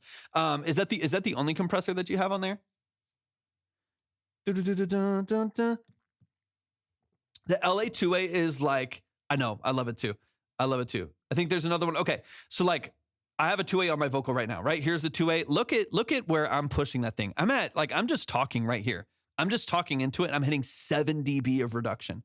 And my vocal's not crushed at all. Like it's like pretty transparent. Like it doesn't even necessarily sound like there's tight compression on my vocal, right? And I'm getting like, when I'm talking or singing louder in this thing, I'm at 7 to 9 dB of reduction. You can't crush a 2A. It's smooth and responsive and like it's crazy. So the way that I have this set up, so like I have 2, right? I have the 2A and like on this one too. If I push a little bit on here, I'm hitting 5 to 7 dB. But what this allows for is for me to go really quiet. Like I can talk really quiet. I can go to a vocal fry. I can, whisper a little bit. And I can also yell. And it's silky smooth, right? Like I can change my amplitude pretty dramatically. I can sing really loud. I can also sing in a falsetto or sing really low and a little bit quieter. And you're not like hearing the compression, control it and restrict it. It just like is controlled. Like it's just kind of like, holding its hand and guiding it. You know what I mean? Like it's keeping everything like really smooth and really even. So that's more what I'm looking for. I don't want you to squash it like with just like a 2A or like squash it with a 76 because then you will hear some of that pumping. But the 2A is such a slow release. You're not going to hear nearly as much of that, especially if you already have another compressor on there that has a faster release, which is what I would recommend. Like the LA2A here, like you can see my attack is kind of right here in the middle. My release is all the way to the right. It's super, super fast. And you can see how quickly it releases the signal. So it's catching it and controlling it and then releasing it back to the wild. And then on the 2A, you can see how slow that releases. Check. It moves quite a bit slower right there. Yep. 100%. And the reason why this matters, is because if you don't do this to some extent, even if not as extremely as I am, you just won't hear the vocal in the mix because you have all these other elements here, right? All of this. You know, all this energy, double track guitars, quick drums, you get, you know, all these textures in there. If you don't force that vocal to the top lightly even, right? But like bring up lower level information, control it and push it forward, you won't even get it. You won't hear it. You won't get the phrasing. You won't hear the sampling and stuff like that. So if you want that vocal to exist there, we need to give it its space to shine, and it needs to be able to sit on the top of the mix. And if you don't compress it, you know, enough, again, tastefully, you got to listen for it, hear what it's doing. If it feels overpumped, if it feels squashed, loosen it. But if you don't tastefully compress it and push it to the front of the mix, then what's going to happen is your vocal's going to fall out of the mix. So you'll sing a little bit quieter. You'll go to a lower note, whatever it may be. You move to a falsetto and a layer, and all of a sudden that amplitude leaves and the vocal backs out of the mix, and then you lose the phrasing and you lose like the message of the song and stuff like that. So the reason why it does matter is just because you have a lot of energy in this mix. Once you pan it, that will help. That'll give you some space. If you start panning these things to the outside a little bit more, there will be more space for that vocal to live in the middle of the mix. That will help. But in tandem to that, a little bit tighter vocal structure there will do you some good. The great thing about a 2A is that you can push it like crazy. I've used real ones, which are, you know, they're crazy expensive. I've used real ones before, and it's the same thing. I've tracked or worked with an artist that's tracking with an LA2A, and live they're cranking that thing 7-8 dB, 7-8 dB of reduction, and that's printed where they can't control it later. You can throw anything at that thing and it sounds beautiful.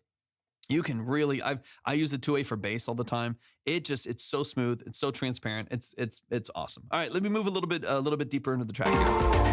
But the panning and that vocal control to me is everything, because I love your sound design. Your production is really interesting. It's quirky and it's interesting, but I like it. Like I think I feel like you have a good sonic identity to what you're doing, and it's really engaging to listen to.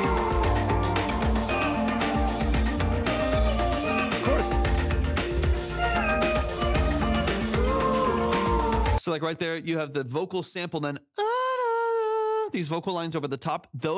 They're in the exact same space as that sample, right? So the sample is in the high mids right here, sitting in the middle of the mix. That vocal sitting in the exact same spot. So it's either just indistinguishable from the sample, or it doesn't really offer anything to the mix, or you get this burst of energy. You get this kind of buildup of frequency right there that sounds harsh if you turn it up. So that's where I'm like, take the da-da-da with a bunch of reverb and chorus and stuff, and then track one on the left, track one on the right, push them 75 this way, 75 this way, pull them back in the mix and get them out of the way, right? Let the sample live where you want the sample to live, maybe with a chorus and stereo, but pull those other samples, those other vocal runs out of the way so they're not competing for the same space. All right, let me get into the last section back here, because this is where it really builds up. I love all the auto pan and movement right here. Like, it's really engaging. So here, last thing I'll say, here at the end where you have all of this energy, all of this, and again, intentionally, right? You have all of this buildup, all of this energy. You got auto pans, you got all of this, you know, vibrancy that's happening in the mix. Make sure that what you're adding in there and where it's positioned and how it's, you know, how it's working in the mix, make sure that it is beneficial to the mix, right? Like, I love all of the crazy ideas. I also love the idea of kind of building up some noise, like building up some like tension and some dissonance, and it kind of feels wrong, but at the same time, it has a really, really great energy to it. Like, I don't mind some noise, right? Just make sure that you're not just making everything loud, because if everything's loud, nothing's loud. If everything's quiet, nothing's quiet. You need contrast to be able to read those elements, right? So if everything just gets loud, then I just can't hear anything that's happening anymore, right? Like if everything is like really, or if everything's super, super wide, then there's no contrast, right? And so we need that contrast so that we can kind of figure out where things are placed and what they offer to the mix, right? So in this case, everything just gets loud. Part of that is probably intentional. Everything gets really, really loud, and then I kind of lose everything, and it just kind of becomes noise. It just kind of becomes movement, and I start to lose the song and the beat, and I start to lose kind of what's happening in the background with the sample. So I would love to just, again, compartmentalize, structure, pan, maybe the auto pan thing in the background. It's a really, really cool layer. Maybe it doesn't need to be the main thing that you hear, because it's just like a texture. So you might be able to like pull that back, add a flanger to it, pull it back in the mix by like 6 dB. And just in the background of this really interesting production, you hear this going back and forth in the middle of the mix. And then, you know, auto panning back and forth. Maybe it's not the main thing, right? Same with some of these other textures that you bring in there. I think for me, it's just, you know, prioritizing. certain production elements in there so it doesn't just get loud, right? It doesn't just get noisy to where people are like, oh, like, huh, hold on, what's going on there? It just kind of makes you feel anxious. Again, even if that's kind of intentional, you still need a little bit of a balance, right? So go through and find, like at the outro right here, what are your non-negotiables? What has to be here? Like drums, bass, vocal sample, guitars that are, doubled in there. Those are your like non-negotiables, right? Make sure that those are there. Whatever's handling your progression changes, make sure that that's there. Everything else is ear candy. And so then just make sure like, okay, I want this element here, but maybe this is where automation is going to come in a little bit too. You're like, okay, when I started out, 5503, welcome in. When you're starting out, maybe you want like that auto pan to be a little bit more prominent, but then another element comes in that you want to take the place. Automate this one back so that this one takes the forefront again. So you're not just building, and then it just gets loud. Your headroom is gone. You're slamming your limiter because you have no room because you just added more noise and more amplitude. So you want to make sure that like you're automating a little bit to give some space to those different elements as well. So they can all coexist in the mix while still having really cool and creative sound design. Y'all show some love to Novander. Novander, thank you for your patience, man. I appreciate you a lot. You're really talented, man. I mean, I like your voice. I like your production structure. I like a lot of what you're doing in the background of your productions and the way that you're sampling and stuff like that. It's really, really well done. So for me, it's just like learning the skills of the mix and understanding the foundational elements of loudness and amplitude and gain staging, panning and positioning and stuff like that, man. Because you got a lot of skill, man. I really appreciate the sounds that you're using and the ways that you're building out your production structure. Y'all show some love, man. Show some love. Show some love.